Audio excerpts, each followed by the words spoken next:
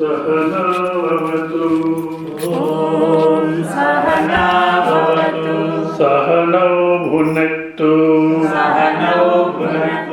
सह वीर्यं करवावहै तेजस्विनावधीतमस्तु मा विद्विषावहै ओम शांति शांति शांति। ओम शांति शांति शांति। ಮನುಷ್ಯ ತನ್ನ ಜೀವನದ ಕುರಿತು ತಾನು ಏನು ಯೋಚನೆ ಮಾಡಲ್ಲ. ಅದರಲ್ಲಿ ಯೋಚನೆ ಮಾಡಿದ್ರೂ ಇನ್ನೂ ಎರಡು ದುಡ್ಡು ಸಂಪಾದಿಸ್ಬೇಕು, ಇನ್ನೂ ಏನು ಹೊಲ ಕೊಂಡ್ಕೋಬೇಕು, ಮನೆ ಕೊಂಡ್ಕೋಬೇಕು, ಇದೇನೆ. ಇಷ್ಟೆಲ್ಲ ಮಾಡ್ತಿದ್ದೀನಿ, ನಾನು ಎಷ್ಟು ಮಾತ್ರ ನೆಮ್ಮದಿಯಾಗಿದ್ದೀನಿ ಅದನ್ನೇನು ಯೋಚಿಸಲ್ಲ. ಹೌದಾ? ಅದನ್ನು ಯೋಚಿಸಿದ್ರೇ ಇಲ್ಲಿ ಬರೋಕ್ಕೆ ಆಸಕ್ತಿ ಬರೋದು. ಆದರೆ ಆ ಯೋಚನೆ ಬರೋದೇ ಇಲ್ಲ. ಈ ಎರಡು ರೀತಿ ಆ ಯೋಚನೆ ವೈರಾಗ್ಯ ಅನ್ನೋದಕ್ಕೆ ಬರಬೇಕಾದ್ರೆ ಒಂದು ಭಾಳ ಭೋಗ ಅನುಭವಿಸ್ಬೇಕು. ಯೋಗ ವೇಮನ, ಭಗವಾನ್ ಬುದ್ಧ ಇವ್ರ ಥರ ಭೋಗ ಅನುಭವಿಸಿ ಈ ಸಾಕಪ್ಪ ಇದು ಅನ್ನಿಸ್ಬೇಕು. ಇಲ್ಲ, ಭಾಳಷ್ಟು ಕಷ್ಟಪಡಬೇಕು, ಜನ್ಮ ಜನ್ಮದ ಕಷ್ಟಪಟ್ಟು ಸಾಕಿದು ಅನ್ನಿಸ್ಬೇಕು. ಮೂರು ರೀತಿಯಲ್ಲಿ ಹೇಳ್ತಾರೆ. ಮತ್ತು ಇದೆರಡು ಇನ್ನೊಂದು ಮೂರು ರೀತಿಯಲ್ಲಿ ವೈರಾಗ್ಯ ಅನ್ನತಕ್ಕಂಥದ್ದಂದರೆ ಸಾಕು, ಈ ಸಂಸಾರದ ಜೀವನ ಪರಮಾತ್ಮ ಸ್ವರೂಪ ಬೇಕು ಅನ್ನತಕ್ಕಂಥದ್ದು ಜನ್ಮ ಜನ್ಮದ ಸಂಸ್ಕಾರದಿಂದ ಬರಬೇಕು.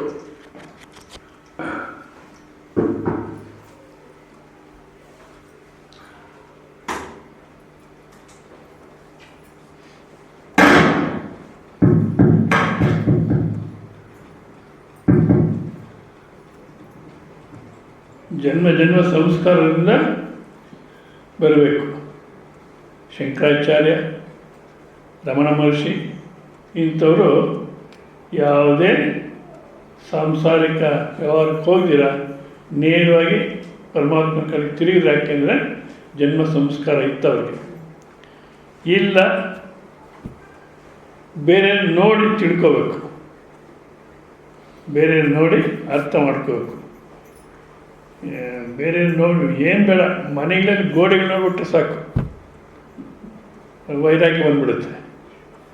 ಯಾವ್ದು ಆ ಫೋಟೋ ನಮ್ಮ ಅಜ್ಜಿ ತಾತಂದು, ಅವರೇನಾದರೂ ಖಾಲಿ ಮಾಡಿ ಹೋದರು. ಹೌದಾ? ಆ ಕೆಳಗಡೆ ಇರೋ ಫೋಟೋ ನಮ್ಮ ತಂದೆ ತಾಯಿದು, ಅವ್ರೇನು ಮಾಡಿದ್ರು, ಖಾಲಿ ಮಾಡೋದ್ರು. ನೆಕ್ಸ್ಟ್ ಯಾರು ಫೋಟೋ ಬಿಡುತ್ತೆ, ಅದು ಈಗಿನ ಕಾಲಕ್ಕೆ ಮಕ್ಕಳು ಹಾಕ್ತಾರೋ ಹಾಕೋದಿಲ್ವೋ ಅಲ್ವಾ? ಒಬ್ಬೊಬ್ಬರು ಖಾಲಿ ಮಾಡಿ ಹೋಗ್ತಿದ್ರೆ ಸ್ವಲ್ಪ ಯೋಚಿಸ್ಬೇಕು ಬೇಡ ನೀನು. ನಾನು ಒಂದು ದಿವಸ ಖಾಲಿ ಮಾಡಿ ಹೋಗ್ಬೇಕು, ಅದಕ್ಕೋಸ್ಕರ ಯಾಕೆ ಇಷ್ಟಕೊಂಡು ಅಂಟ್ಕೊಂಡು ಜೀವನ ಮಾಡ್ತಿದ್ದೀನಿ, ಯಾತಕ್ಕೋಸ್ಕರ ಇಷ್ಟೊಂದು ಬಂಧನ ಅಂತ ಯೋಚನೆ ಮಾಡಬೇಕು. ಬೇರೆ ನೋಡಿ ಕಲಿಬೇಕು ಅನ್ನೋಕ್ಕೆ ಒಬ್ಬ ಗುರು ಶಿಷ್ಯಂಗೆ ಹೇಳ್ತಾರಂತ. ಈಗಿನ ಕಾಲಕ್ಕಾದ್ರೆ ಈ ಥರ ಏನೋ ಪಾಂಪ್ಲೆಟ್ಸ್ ಹಾಕಿ ಊಟಕ್ಕೆ ಹಾಕಿ ಏನಾರು ಮಾಡ್ತೀವಿ ಪಾಪ ತಿಳ್ಕೊಳ್ಳಿ ಅಂತ. ಹಿಂದಿನ ಕಾಲಕ್ಕೆ ಹಾಗೆಲ್ಲ ಮಾಡ್ತಿರ್ಲಿಲ್ಲ. ಹುಡುಕೊಂಡು ಹೋಗ್ಬೇಕು, ಅವ್ರ ಹತ್ರ ಸೇವೆ ಮಾಡ್ಕೊಂಡಿರಬೇಕು, ಅವ್ರು ಹೇಗೆ ಹೇಳೋದು ಕೇಳಬೇಕು. ಕೊನೆಗೆ ಇವ್ರು ಯೋಗ್ಯ ಅಂತ ಹೇಳೋರು, ಇಲ್ಲ ಅಂತ ಸೇವೆ ಮಾಡ್ಕೊಂಡಿರೋ ಅಷ್ಟೇ. ಆ ರೀತಿ ಸೇವೆ ಮಾಡ್ಕೊಂಡಿದ್ದ ನಮ್ಮ ಶಿಷ್ಯ ಕೊನೆಗೆ ಭಾಳಷ್ಟು ಪರೀಕ್ಷೆಗಳು ಇಡ್ತಾರೆ, ಎಲ್ಲದನ್ನು ಪಾಸ್ ಆಗ್ತಾನೆ. ಇನ್ನೊಂದು ಪರೀಕ್ಷೆ ಇಡ್ತೀನಿ, ಅದನ್ನು ನೀನು ಪಾಸ್ ಆದರೆ ಅವಾಗ ನಿನ್ನ ತತ್ವ ಹೇಳ್ತೀನಿ ಅಂತ ನಮಗೇನು ಹೇಳಿ. ಬೆಳಿಗ್ಗೆ ಹೋಗು, ರಾಜನ ಮನೆ ಮುಂದೆ ಕ್ಯೂ ನಿಂತರೆ ನೀನೇನು ಕೇಳೋದಕ್ಕೆ ಕೊಡ್ತಾರೆ, ನಿಂಗೇನು ಬೇಕೋ ತೊಗೊಂಬ. ಸರಿ, ಹೋಗ್ತಾನೆ ಬೆಳಿಗ್ಗೆ ಆ ಕ್ಯೂನಲ್ಲಿ ನಿಂತ್ಕೊಳ್ತಾನೆ. ಸರಿ, ಮುಂದಕ್ಕೆ ಹೋಗ್ತಿರುವ ಕ್ಯೂನಲ್ಲಿ ಏನು ಕೇಳಿ ರಾಜನ್ನ, ನಿಂಗೇನು ಬೇಕೋ ತೊಗೊಂಬ ಅಂತ ಗುರು ಹೇಳಿದ್ದಾರೆ. ಏನು ಕೇಳಿ ರಾಜನ್ನ? ಒಂದು 5 ಲಕ್ಷ, ಈಗಿನ ಕಾಲಕ್ಕೆ 5 ಕೋಟಿ ಕೇಳೋ, ಹೇಗಿದ್ದು ಕೊಡೋರಾಜು ಕೊಡ್ತಾನೆ. 10 ಕೇಳೋಣ, ಕೊಡೋರು ಇರ್ಬೇಕಾದ್ರೆ 10 ಯಾಕೆ, 15 ಕೇಳು, 15 ಕೋಟಿ ಕೇಳು. ಈ ರೀತಿ ಮನಸ್ಸು ಎಲ್ಲಿಗೂ ಒಪ್ಪಲ್ಲ. ಕೊನೆಗೆ ಏನು ಮಾಡುತ್ತೆ, ಆ ರಾಜನಕ್ಕೆ ಬರೋ ಅಷ್ಟೊತ್ತಿಗೆ ಒಂದು ಆಲೋಚನೆ ಹೊಳೆಯುತ್ತೆ ಅದಕ್ಕೆ, ಇಡೀ ರಾಜ್ಯನ ಕೇಳಬೇಡ, ಅಲ್ಲಿ ಇನ್ನೇನು ಕೇಳೋದಿರಲ್ಲ ಅಂದ್ಬಿಟ್ಟು ರಾಜನ ಹತ್ರ ಹೋಗಿ ನೀನು ಹಾಕ್ಕೊಂಡಿರೋ ಬಟ್ಟೆ ಬಿಟ್ಟು ನಿಮ್ಮ ರಾಜ್ಯ ಎಲ್ಲ ಕೊಟ್ಬಿಡು. ಸರ್ ಕೊಟ್ಬಿಡ್ತಾನೆ. ಆಮೇಲೆ ಪುರೋಹಿತನ ಕರೆದು ದಾನ ಮಾಡಿಬಿಡ್ತಾನೆ. ಮಾಡಿ ಪಕ್ಕದಲ್ಲಿ ದೇವಸ್ಥಾನ ಇದ್ದರೆ ಆ ದೇವಸ್ಥಾನದಲ್ಲಿ ನಮಸ್ಕಾರ ಹಾಕ್ತಿರ್ತಾನೆ. ಏನಂತ, ಪರಮಾತ್ಮ ಈ ರಾಜ್ಯಭಾರ ಸಾಕಾಗಿದೆ, ಯಾರನ್ನ ನೋಡ್ಕೊಳ್ಳೋಕೆ ಕಳಿಸು ಅಂತ ಪ್ರಾರ್ಥನೆ ಮಾಡ್ತಿದ್ದೆ. ಇವತ್ತು ಯಾರೋ ಬಂದೇನೆ, ಇವಾಗ ರಾಜ್ಯ ಎಲ್ಲ ಕೊಟ್ಬಿಟ್ಟಿದ್ದೀನಿ, ನಾನಿನ್ನ ನಿನ್ನ ಸೇವೆಯಲ್ಲೇ ಆನಂದವಾಗಿರ್ತೀನಿ ಅಂತ. ಶಿಷ್ಯ ಕೇಳಿಸ್ಕೊಂಡ, ಏನಿದು ರಾಜ್ಯ ಕಳ್ಕೊಂಡು ಗೋಳಾಡಬೇಕು, ಅಯ್ಯೋ ಇನ್ಯಾವನ ಮೋಸ ಮಾಡಿಬಿಟ್ಟ, ನನಗೆ ಏನು ಕೇಳಿದ್ರು ಕೊಡ್ತೀನಿ ಅಂದರೆ ಇಡೀ ರಾಜ್ಯನೇ ಕೇಳಿಲ್ಲ ಅಂತ ಅನ್ನಿಸ್ಬೇಕು. ಇಲ್ಲ ಅವನ್ನ ಅರೆಸ್ಟ್ ಮಾಡಿಸಿ ಏನನ್ನ ಮಾಡಬೇಕು. ಇದೇನಿಲ್ಲ, ಈ ಥರ ಗೋಳಾಡೋದು ಬಿಟ್ಟು ಸಂತೋಷವಾಗಿದ್ದಾನೆ, ಈ ರಾಜ್ಯ ಕಳ್ಕೊಂಡು ಸಂತೋಷವಾಗಿದ್ದಾನೆ ಅಂದರೆ ಈ ರಾಜ್ಯ ಕಟ್ಕೊಳ್ಳೋದು ಏನೋ ತಾಪತ್ರಯದ ಕೆಲಸನೇ. ನಿಜವಾದ ತಾಪತ್ರಯ ಈ ರಾಜಕೀಯ ವ್ಯಕ್ತಿಗಳೆಲ್ಲ ಬರೀ ತಾಪತ್ರಯದ ಕೆಲಸಗಳವ್ರದ್ದು, ಯಾರು ನೆಮ್ಮದಿಯಾಗಿರಲ್ಲ, ಯಾತಕ್ಕೂ ಆ ಜೀವನಗಳು ಇರಲಿ. ಸನ್ಯಾಸಿ ಆಗಬೇಕಾಗಿದ್ದು ಪ್ರೈಮ್ ಮಿನಿಸ್ಟರ್ ಆಗುತ್ತೆ. ಸನ್ಯಾಸಿ ಅಂದರೆ ಏನು ಅರ್ಥ ಆಗಿಲ್ಲ, ಪ್ರೈಮ್ ಮಿನಿಸ್ಟರ್ ಬಗ್ಗೆ ಏನು ಅರ್ಥ ಆಗುತ್ತೆ ಅನ್ನೋ ಅಷ್ಟೇ ಇರಲಿ ಅಂದಾಗ ರಾಜ ನೋವು ತಿನ್ನಬೇಕಾಗಿತ್ತು. ಸಂತೋಷವಾಗಿದ್ದಾನೆ ಅಂದರೆ ನಾನೆಲ್ಲ ಸಿಗಾಕೊಡ್ತಾ ಇದ್ದೀನಿ, ಬೇಡ ಈ ಕೆಲಸ ಅಂದ್ಬಿಟ್ಟು ಗುರು ಹತ್ರ ಓಡ್ತಾರೆ. ಅಲ್ಲಿ ನಮಸ್ಕಾರ ಮಾಡಿ, ನೇನು ಟೆಸ್ಟ್ ಬೇಡ ಹೇಳಿ ತತ್ವ ಅನ್ನಂತ. ಯಾಕಪ್ಪ ಏನಾಯಿತು, ಇಡೀ ರಾಜ್ಯ ಎಲ್ಲ ಕೊಟ್ಬಿಟ್ಟು ಆನಂದವಾಗಿದ್ದಾನೆ ಅಂದಮೇಲೆ ಈ ರಾಜನಾಗಿರ್ತಕ್ಕಂಥ ಕೆಲಸ, ಈ ರಾಜ್ಯಭಾರ ಎಲ್ಲ ಗೋಳಾಟನೆ ಅಂತ ಕಾಣುತ್ತೆ, ಬೇಡ ನನಗೆ ಅಂದರೆ ಬೇರೆ ನೋಡಿ ಕಲ್ತ್ಕೋಬೇಕು ಆ ವೈರಾಗ್ಯ. ಅವಾಗ ಗುರು ಉಪದೇಶ ಮಾಡ್ತಾರೆ. ಯಾಕೆ ರಾಜ್ಯ ಅನ್ನೋದಕ್ಕೆ ಸಿಕ್ಕಿದ್ರು ಬೇಡ ಅಂದ, ಅವಾಗ ಉಪದೇಶ ಮಾಡ್ತಾರೆ. ಇಲ್ಲ ನಮಗೆ ಜನ್ಮ ಸಂಸ್ಕಾರದಲ್ಲೂ ಇಲ್ಲ, ಬೇರೆ ನೋಡಿನೂ ಕಲೀಲಿಲ್ಲ ಹೌದಾ, ಮತ್ತೇನು ಮಾಡಬೇಕಪ್ಪ, ಅನುಭವಿಸಿ ಕಲಿಬೇಕು, ಅನುಭವಿಸಿ ವೈರಾಗ್ಯ ತಂದ್ಕೋಬೇಕು. ಅನುಭವಿಸಿ ವೈರಾಗ್ಯ ತಂದ್ಕೋಬೇಕು ಅಂದರೆ ವಿವೇಕದಿಂದ ಅನುಭವನ ಏನು ಅನುಭವಿಸ್ತೇವೋ ಸಂಸಾರದಲ್ಲಿ ಅದನ್ನು ವಿವೇಕ ಮಾಡಬೇಕು, ಎಷ್ಟು ಮಾತ್ರ ಸುಖ ಇದೆ ಅಂತ. ಗಂಡು ಮಕ್ಕಳಿದ್ರೆ ಸುಖ ಅಂತ ಒಂದು ಯಾವುದಾದ್ರು ತಗೊಳ್ಳೋಣ, ಗಂಡು ಮಕ್ಕಳಿದ್ರೆ ಸುಖ. ಈಗ ಒಂದು ಗಂಡು ಮಗು ಇರೋ ಮನೆಗೆ ಯಾಕೆ ಯೋಚನೆ ಮಾಡೋದು ಈ ಜನ, ಸುಮ್ಮನೆ ಅವ್ರ ಹತ್ರ ಕಿತ್ತಾಡ್ಕೊಂಡೇ ಇದೆ. ಒಂದು ಗಂಡು ಮಗು ಇರೋ ಮನೆಗೆ ಆನಂದ ಕಮ್ಮಿ ಇದೆ, 2 ಗಂಡು ಮಕ್ಕಳಿರೋ ಮನೆಗೆ ಆನಂದ ಡಬಲ್ ಇದೆ, 3 ಗಂಡು ಮಕ್ಕಳಿರೋ ಮನೆಗೆ ಟ್ರಿಬಲ್ ಆನಂದ, 4 ಜನ ಇದ್ದಾರೆ, ಆನಂದ ಎಲ್ಲಿಡಬೇಕೋ ಗೊತ್ತಿಲ್ಲ, ಎಲ್ಲ ಹರಿದೋಗ್ತಾ ಇದೆ ಅಂತ ಈ ಥರ ನೋಡ್ತೀವೋ ಇಲ್ಲ, ಹೌದಲ್ಲ? ಎಲ್ಲಿದೆ ಆನಂದ, ಯಾರಲ್ಲಿದೆ? ಒಬ್ಬ ಸೊಸೆ ಮನೆಗೆ ಬಂದಳು, ಎಷ್ಟು ಆನಂದ ತಂದಳು, 2ನೇ ಹಾಕಿ ಬಂದಳು, ಡಬಲ್ ಆನಂದ ಆಯಿತು. 3ನೇ ಒಬ್ಬೊಬ್ಬರು ಬರ್ತಾ ಇದ್ದರೆ ಕುರುಕ್ಷೇತ್ರ ಜಾಸ್ತಿ ಆಗುತ್ತೋ, ಆನಂದ ಜಾಸ್ತಿ ಆಗುತ್ತೋ? ಎಲ್ಲಿದೆಯಪ್ಪ ಆನಂದ, ಯಾರಲ್ಲಿದೆ? ಮಗನಿಂದ ಗತಿಯುಂಟೆ ಜಗದಿ ನಿಗಮಾರ್ಥ ತತ್ವ ವಿಚಾರದಿಂದಲ್ಲದೆ, ಮಗನಿಂದ ಗತಿಯುಂಟೆ ನಿಗಮಾರ್ಥ ತತ್ವ ವಿಚಾರದಿಂದಲ್ಲದೆ. ಆಗಮ ಶಾಸ್ತ್ರಗಳನ್ನು ಗುರುಮುಖಿಯನ್ನು ಶ್ರವಣ ಮಾಡಿ ಆ ತತ್ವ ತಿಳ್ಕೊಳತಕ್ಕಂಥದ್ದಲ್ಲೇ ಸದ್ಗತಿನೇ ಹೊರತು ಯಾವ ಮಗಳಿಂದ ಸದ್ಗತಿ ಅಂತ ಸಿಗಲ್ಲ ಅಂತ ಅನುಭವಿಸ್ತಾ ನಾವು ಯೋಚನೆ ಮಾಡಬೇಕು ಚೆನ್ನಾಗಿ.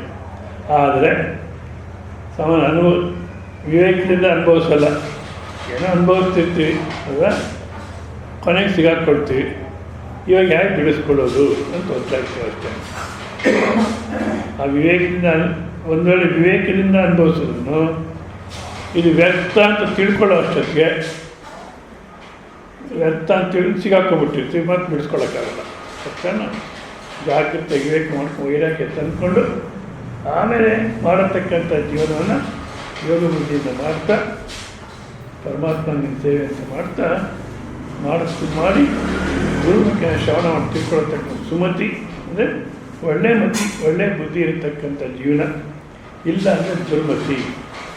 ಸೊ ಸುಮತಿ ಆಗಬೇಕಾದ್ರೆ ಏನಪ್ಪ ಮಾಡಬೇಕು ಅಂದಾಗ ಕರ್ಮದ ರಹಸ್ಯವನ್ನು, ಅಂದರೆ ಕರ್ಮ ಏನು ನಡೆಯುತ್ತೆ, ಕರ್ಮದ ಪ್ರಚೋದನೆ ಯಾರು,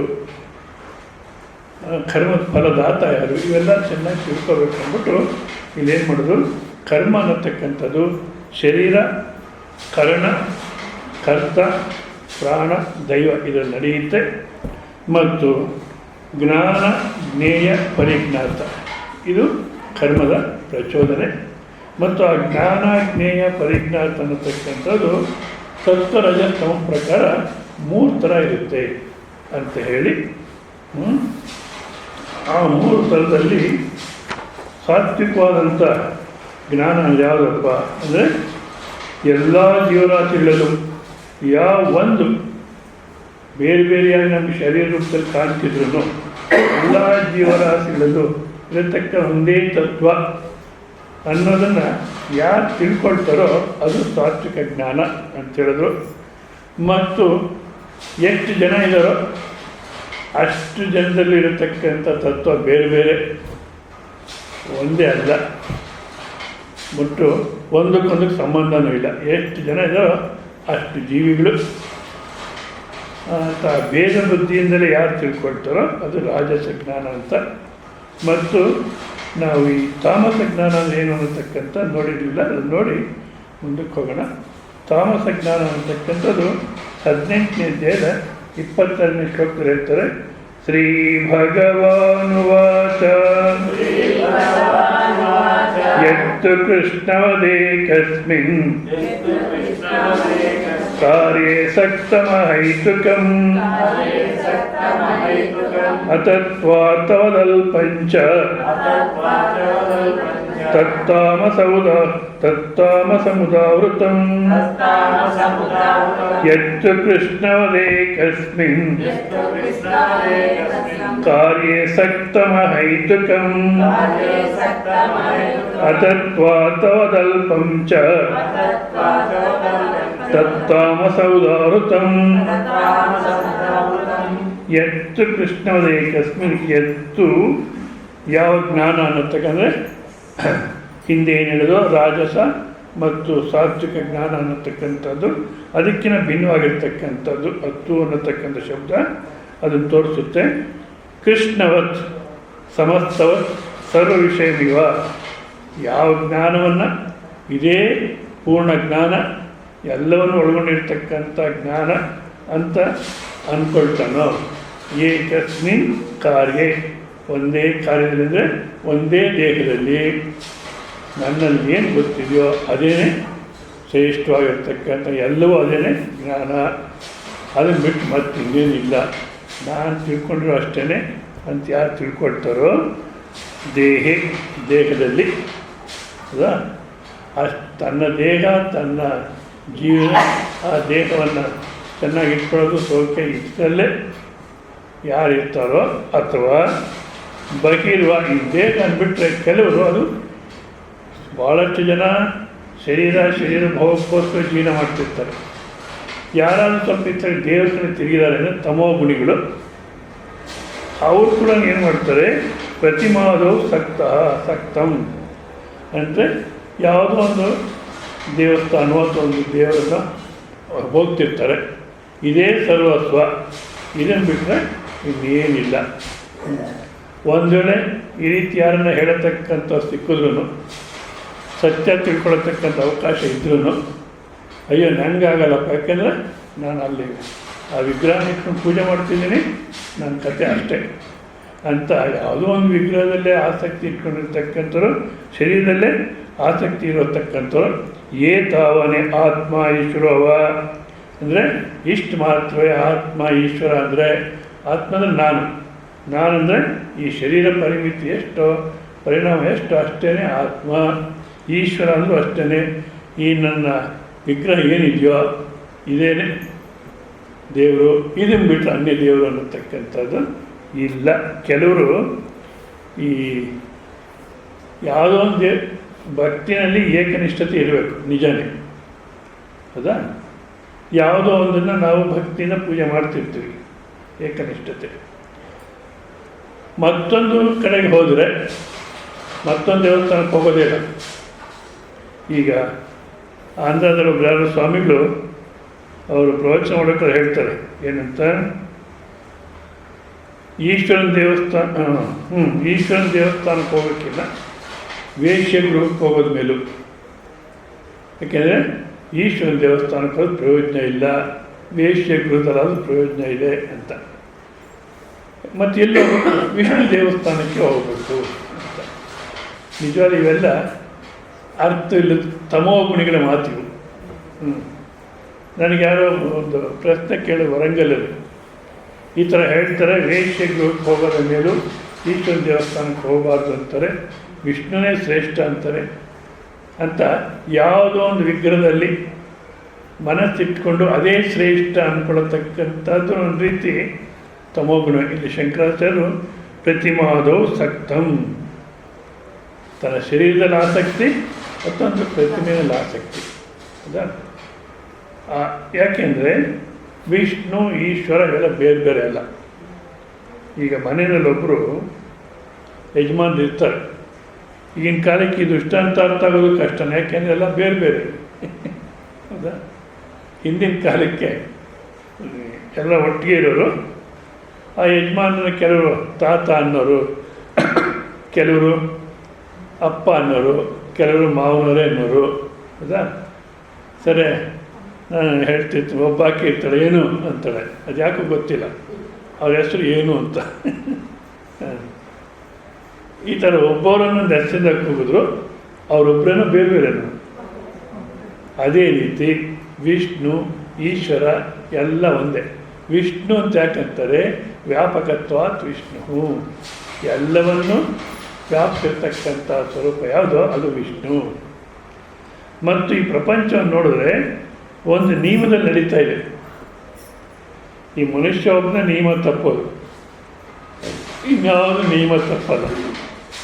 ಸೊ ಇಷ್ಟೊಂದು ನಿಯಮದಲ್ಲಿ ನಡಿಬೇಕಾದ್ರೆ ಸೂರ್ಯ ಯಾವ ಟೈಮ್ ಹುಟ್ಟಬೇಕೋ, ಉದಯ ಆಗಬೇಕು, ಆ ಟೈಮಿಗೆ ಬರ್ತಾನೆ. ಹೌದಾ? ಅದಕ್ಕೋಸ್ಕರ ಪಂಚಾಂಗ ಬರೆಯೋಕ್ಕೆ ಸಾಧ್ಯವಾಗಿರೋದು. ನಮ್ಮ ಥರ ದಿವಸ ಮನಸ್ಸಿಗೆ ಬಂದಾಗೆ ನಾವು ಯಾವ ರೀತಿ ಹೇಳ್ತೀವೋ ಆ ರೀತಿ ಸೂರ್ಯನ ಮನಸ್ಸಿಗೆ ಬಂದಾಗ ಬಂದರೆ ಒಂದೇ ರೀತಿ ಎಲ್ಲ ಪ್ರಕೃತಿ ನಿಯಮಗಳು ನಡೀತಾ ಇದೆ. ಇಷ್ಟೊಂದು ವ್ಯವಸ್ಥಿತವಾಗಿ ಪ್ರಪಂಚ ನಡೀಬೇಕಾದ್ರೆ ಇದಕ್ಕೆ ಪರಿಪಾಲನೆ ಮಾಡತಕ್ಕ ಯಾರು ಇರಬೇಕು ಅಂತ, ಯಾವ ನಿರಾಕಾರ ತತ್ವ ಅನ್ನೋದಕ್ಕಿದೆಯೋ ಅದನ್ನು ಈಶ್ವರ ಅಂತಾರೆ. ಹೌದಾ? ಅದನ್ನೇ ವಿಷ್ಣು ಅಂತಾರೆ. ಅದೇ ಎಲ್ಲರೂ ಇರ್ತಕ್ಕಂಥ ಅದೇ ಸ್ವರೂಪನೇ ಸಾತ್ವಿಕ ಅಂತ ನೋಡೋದು, ಸಾತ್ವಿಕ ಜ್ಞಾನ. ಎಲ್ಲರೂ ಇರ್ತಕ್ಕ ಅದೇ ಸ್ವರೂಪ ಅಂದಾಗ ಅದನ್ನೇ ಏನಂತಾರೆ, ಆತ್ಮ ಅಂತಾರೆ. ಇಡೀ ದೇಶ ಕಾಲಕ್ಕೂ ಸಾಕ್ಷಿ ಆಕಾಶ ಎಲ್ಲಿಂದ ಎಲ್ಲಿನ ತನಕ ಇದೆ, ಅದಕ್ಕೂ ಸಾಕ್ಷಿಯಾಗಿರ್ತಕ್ಕಂಥ ಸ್ವರೂಪ ಬೃಹತ್, ದೊಡ್ಡದು, ಆಕಾಶಕ್ಕಿಂತ ದೊಡ್ಡದು ಅಂತ ಬ್ರಹ್ಮ ಅಂತಾರೆ. ಈ ರೀತಿ ಆ ಸ್ವರೂಪದ ಬಗ್ಗೆ ಒಂದೊಂದು ರೀತಿ ನಮ್ಗೆ ತಿಳಿಸೋಕ್ಕೋಸ್ಕರ ಒಂದೊಂದು ಶಬ್ದ ಉಪಯೋಗಿಸ್ತಾರೆ ಹೊರತು ಬೇರೆ ಬೇರೆ ಅಲ್ಲ. ಹೌದಾ? ಯಾವುದೋ ಒಂದು ಪ್ರತಿಮೆಯಲ್ಲಿ ನಾವು ಆಸಕ್ತಿ ಇಟ್ಕೊಂಡಿರೋದು, ಇಲ್ಲ ಶರೀರದಲ್ಲಿ ಆಸಕ್ತಿ ಇಟ್ಕೊಂಡು ಇಷ್ಟು ಮಾತ್ರವೇ ಅಂದ್ಕೊಳತಕ್ಕಂಥದ್ದು. ಮತ್ತು ಇನ್ನೊಂದು ಕಡೆ ಹೋದರೆ ಇನ್ನು ಈ ಶಾಕ್ತಿ ಪಂಥದಲ್ಲಿ ಕೆಲವರು ಮಾಡ್ತಾರೆ, ಅವರು ಶಕ್ತಿ ಉಪಾಸನೆ ಮಾಡ್ತಿರ್ತಾರೆ, ಸಂತೋಷ. ಒಂದು ವೇಳೆ ವೆಂಕಟರಮಣ ಸ್ವಾಮಿ ದೇವಸ್ಥಾನಕ್ಕೆ ಹೋದರು, ಈಶ್ವರ ದೇವಸ್ಥಾನಕ್ಕೆ ಹೋದರು, ಆ ತೀರ್ಥ ಕೊಟ್ಟರೆ ಗಡ್ಡದ ಮೇಲೆ ಹಾಕ್ಕೊಂಡ್ಬಿಡ್ತಾರೆ, ಒಳಗೆ ತೊಗೊಳ್ಳಲ್ಲ. ಯಾಕೆ? ನಾನು ಆ ದೇವ್ರ ಭಕ್ತ ಅಂತ ಅಲ್ಲ. ಯಾವ ದೇವರಲ್ಲಿ ನಮ್ಗೆ ಆಸಕ್ತಿ ಇದೆಯೋ, ಅಂದರೆ ಇನ್ನೊಂದು ಕಡೆ ನಾವೆಲ್ಲ ಹೋದ್ರೂ ನನ್ನ ಇಷ್ಟ ದೇವರತ್ತನೇ ಈ ರೂಪದಲ್ಲಿ ಕಾಣ್ತಿದೆ ಅಂತ ಎಲ್ಲ ರೂಪದಲ್ಲಿ ಅದನ್ನೇ ಕಾಣತಕ್ಕಂಥ ಒಂದು ತಿಳುವಳಿಕೆ ಬರಬೇಕು ಹೊರತು ಅದು ಬಿಟ್ಬಿಟ್ಟು ನನ್ನ ದೇವರು ಅಂದರೆ ಈ ಪ್ರತಿಮೆ ಎಷ್ಟಿದೆಯೋ ಅಷ್ಟು ಮಾತ್ರವೇ, ಈ ಶರೀರ ಎಷ್ಟಿದೆಯೋ ಅಷ್ಟು ಮಾತ್ರವೇ ಅಂತ ಯಾವ ತಿಳುವಳಿಕೆ ಇದೆಯೋ ಅದು ಸಾತ್ವಿಕ ಜ್ಞಾನ. ಈಶ್ವರವಾನ ಅತಃ ಪರಮಸ್ತಿ, ಇಷ್ಟಕ್ಕಿನ್ನ ಜಾಸ್ತಿಯಾಗಿ ಈಶ್ವರನಾಗಲಿ ಇನ್ಯಾವ ಆತ್ಮ ಆಗಲಿ ಯಾವುದೂ ಇಲ್ಲ, ಶರೀರ ಎಷ್ಟಿದೆಯೋ ಅಷ್ಟು ಮಾತ್ರವೇ ಅನ್ನತಕ್ಕಂಥ ಇದೇನಿದೆಯೋ ಅದು ತಾಮಸಿಕವಾದಂಥ ಜ್ಞಾನ. ಶರೀರ ಅಂತರ್ವರ್ತಿ ದೇಹ ಪರಿಣಾಮ ಜೀವ ಈಶ್ವರವ ಅಂದರೆ ಶರೀರ ಅಂತರ್ವರ್ತಿ, ಶರೀರ ಎಷ್ಟಿದೆಯೋ ಅಷ್ಟು ಮಾತ್ರನೇ ಆತ್ಮ. ಅಥವಾ ಈಶ್ವರ ಅಂದರೆ ಯಾವ ವಿಗ್ರಹನ ಪೂಜೆ ಮಾಡ್ತೀನೋ ಅಷ್ಟು ಪರಿಣಾಮ ಮಾತ್ರವೇ. ಶಂಕರಾಚಾರ್ಯ ಕಾಲಕ್ಕೂ ಈ ಕಲ್ಲು ಮರ ಇವುಗಳ ಪ್ರತಿಮೆ ಮಾಡಿಕೊಂಡು ಪೂಜೆ ಮಾಡೋದಂತೆ. ಅದರಲ್ಲೂ ಭಾಳಷ್ಟು ಚೆನ್ನಾಗಿದೆ. ಎಲ್ಲ ಏನು ಬರ್ತಾ ಹೋಯಿತು. ಪ್ರತಿಮೆಗಳನ್ನು ಮಾಡಬೇಕಾದ್ರೆ ಪೂರ್ವದಲ್ಲಿ ಮರಳಲ್ಲೇ ಮಾಡೋದಂತೆ. ಅದೇ ಗೌರಿ ಗಣೇಶನ ಹಬ್ಬದಲ್ಲಿ ಅದೇ ಇದೆ ನೋಡಿ. ಹಿಂದಿನ ಕಾಲ ಅಂದರೆ 1950ರಲ್ಲಿ ಪೂಜೆ ಮಾಡಬೇಕಾದ್ರೂ ಗೌರಿ ಪೂಜೆ ನದಿನಲ್ಲಿ ಹೋಗಿ ಮಾಡೋರು. ನದಿನಲ್ಲೇ ಮರಳಲ್ಲಿ ಗೌರಮ್ಮನ ಮಾಡಿ ಅಲ್ಲಿ ಪೂಜೆ ಮಾಡೋರು. ಪೂರ್ವದಲ್ಲೂ ಹಾಗೆ ಇತ್ತು ಭಾಳ ಹಿಂದೆ. ಯಾಕಪ್ಪ ಅಂದರೆ ಒಂದು ಸಲ ಮರಳಲ್ಲಿ ಪ್ರತಿಮೆ ಮಾಡಿ ಪೂಜೆ ಮಾಡಿಬಿಟ್ರೆ ಅದನ್ನು ಮನಸ್ಸಿನಲ್ಲಿ ಉಳಿಸ್ಕೊಂಬಿಡೋರು. ಮತ್ತೆ ಆ ರೂಪ ಹೋಗ್ತಿರ್ಲಿಲ್ಲ. ಅದು ಮರಳಲ್ಲಿ ಮಾಡಿದ ವಿಗ್ರಹ ತೊಗೊಂಡು ನದಿನಲ್ಲಿ ಬಿಟ್ಬಿಡೋರು. ಇನ್ನು ಅವ್ರಿಗೆ ಅವಶ್ಯಕತೆ ಇಲ್ಲ. ಯಾಕೆ? ರೂಪ ಮನಸ್ಸಿನಲ್ಲಿದೆ. ಬರ್ತಾ ಯೋಗ್ಯತೆ ಕಮ್ಮಿ ಆಗ್ತಾ ಬಂತು. ಅದಕ್ಕೇನು ಮಾಡೋದು? ಕಲ್ಲು, ಮಣ್ಣು, ಮರ, ಈಗ ಬಂಗಾರ ಇದನ್ನೆಲ್ಲ ಮಾಡೋಕ್ಕೆ ಶುರು ಮಾಡಿದ್ದಾರೆ. ಹೌದಾ? ಸೊ ಶಂಕರಾಚಾರ್ಯ ಕಾಲಕ್ಕೂ ಮರಗಳಲ್ಲಿ ಕಲ್ಲಲ್ಲಿ ಮಾಡೋದು. ಅದಕ್ಕೋಸ್ಕರ ನನ್ನ ಯಾವ ಪ್ರತಿಮೆ ಇರುತ್ತೋ ಇಷ್ಟೇ ನನ್ನ ದೇವರು ಅಂದರೆ, ಇದಕ್ಕಿಂತ ಜಾಸ್ತಿ ಇಲ್ಲ. ಸೊ ಈ ಶರೀರ ಏನಿದೆಯೋ ಅಷ್ಟೇ ಆತ್ಮ. ಶರೀರವೇ ಆತ್ಮ, ನಾನು ಶರೀರವೇ ಅನ್ನತಕ್ಕಂಥ ದೃಷ್ಟಿನಲ್ಲಿ ಯಾರ್ಯಾರು ಅರ್ಥ ಮಾಡ್ಕೊಂಡಿರೋ ಅದನ್ನು ತಾಮಸ ಅಂತಾರೆ. ಮತ್ತು ಅವರ ವಿವೇಕದಲ್ಲಿ, ಅವರ ಕಾರ್ಯದಲ್ಲಿ ಏನನ್ನ ಯುಕ್ತಿ ಕಾಣುತ್ತಾ ಅಂದರೆ ನಿರ್ಯುಕ್ತಿಕಂ, ಯಾವ ವಿವೇಕವೂ ಇಲ್ಲ. ಒಟ್ಟಿನಲ್ಲಿ ಅಷ್ಟೇ ನಾನು ಹೇಳೋದು ಇದು. ಮತ್ತು ಯಥಾಭೂತಾರ್ಥ ತತ್ವಾರ್ಥ ಏನನ್ನ ಇದೆಯೋ ಅಂದರೆ ಯಥಾಭೂತ ಯಾವ ರೀತಿ ಇದೆಯೋ ಅದನ್ನು ತಿಳ್ಕೊಳ್ಳತಕ್ಕಂಥ, ಅದರಂತೆ ಜೀವನ ಮಾಡತಕ್ಕಂಥ ತತ್ವಾರ್ಥ. ಅದು ಏನನ್ನ ಇದೆಯೋ ಅಂದರೆ ಅದು ಇಲ್ಲ. ವಿವೇಕ ಅನ್ನತಕ್ಕಂಥದ್ದೇ ಇಲ್ಲ. ಈ ರೀತಿ ಇರತಕ್ಕಂಥವರು ಏನು ತಾಮಸ ಜ್ಞಾನ. ಇದು ಅಂದರೆ ಸಾತ್ವಿಕ ಜ್ಞಾನ, ರಜೋಜ್ಞಾನ, ತಾಮಸ ಜ್ಞಾನ ಅನ್ನತಕ್ಕ ನೋಡಿದ್ವಿ. ಮತ್ತು ಬೆಳಗಿನ ಕ್ಲಾಸಲ್ಲಿ ಸಾತ್ವಿಕ ಕರ್ಮ ಅಂದೇನು ಅನ್ನತಕ್ಕಂಥ ನೋಡಿದ್ವಿ. ಅಂದರೆ ಶಾಸ್ತ್ರ ಪ್ರಕಾರ ನಿಯತ ಕರ್ಮಗಳನ್ನು ಅಹಂಕಾರ ರಹಿತವಾಗಿ ರಾಗದ್ವೇಷಗಳಿಲ್ಲದಿರ, ಫಲಾಪೇಕ್ಷೆ ಅನ್ನತಕ್ಕಂಥ ಫಲಕ್ಕೆ ಅಂಟ್ಕೊಳ್ದಿರ ಯಾವ ಕರ್ಮ ಅನ್ನತಕ್ಕ ನಡೆಯುತ್ತೋ ಅದು ಸಾತ್ವಿಕ ಕರ್ಮ ಅನ್ನತಕ್ಕಂಥದ್ದನ್ನು ನೋಡಿದ್ವಿ. ಈಗ ರಾಜಸ್ ಕರ್ಮ ಅಂದರೆ ಏನು ಅನ್ನತಕ್ಕಂಥ ನಾವು ನೋಡಬೇಕಾದ್ರೆ 18ನೇ ಅಧ್ಯಾಯದ 24ನೇ ಶ್ಲೋಕ. ಶ್ರೀ ಭಗವಾನುವಾಚ ಯತ್ತು ಕಾಮೇಷು ನ ಕರ್ಮ ಸಾಹಂಕಾರೇಣ ವಾ ಪುನಃ ಕ್ರಿಯತೆ ಬಹುಲಾಯಾಸಂ ತದ್ರಾಜಸಮುದಾವೃತಂ. ಯತ್ತು ಕಾಮೇಷು ನ ಕರ್ಮ ಸಾಹಂಕಾರೇಣ ವಾ ಪುನಃ ಕ್ರಿಯತೆ ಬಹುಲಾಯಾಸಂ ತದ್ರಾಜಸಮುದಾವೃತಂ. ಯತ್ತು ಕಾಮೇಪ್ಸುನ ಕರ್ಮಫಲ ಪ್ರೇಪ್ಸುನ ಅಂದರೆ ಕರ್ಮಫಲವನ್ನು ಪಡೆಯಬೇಕು ಅಂತಕ್ಕಂಥ ಇಚ್ಛೆಯಿಂದ, ಯಾವ ಕರ್ಮಫಲವನ್ನು ಪಡೆಯಬೇಕು ಅನ್ನತಕ್ಕಂಥ ಇಚ್ಛೆಯಿಂದ,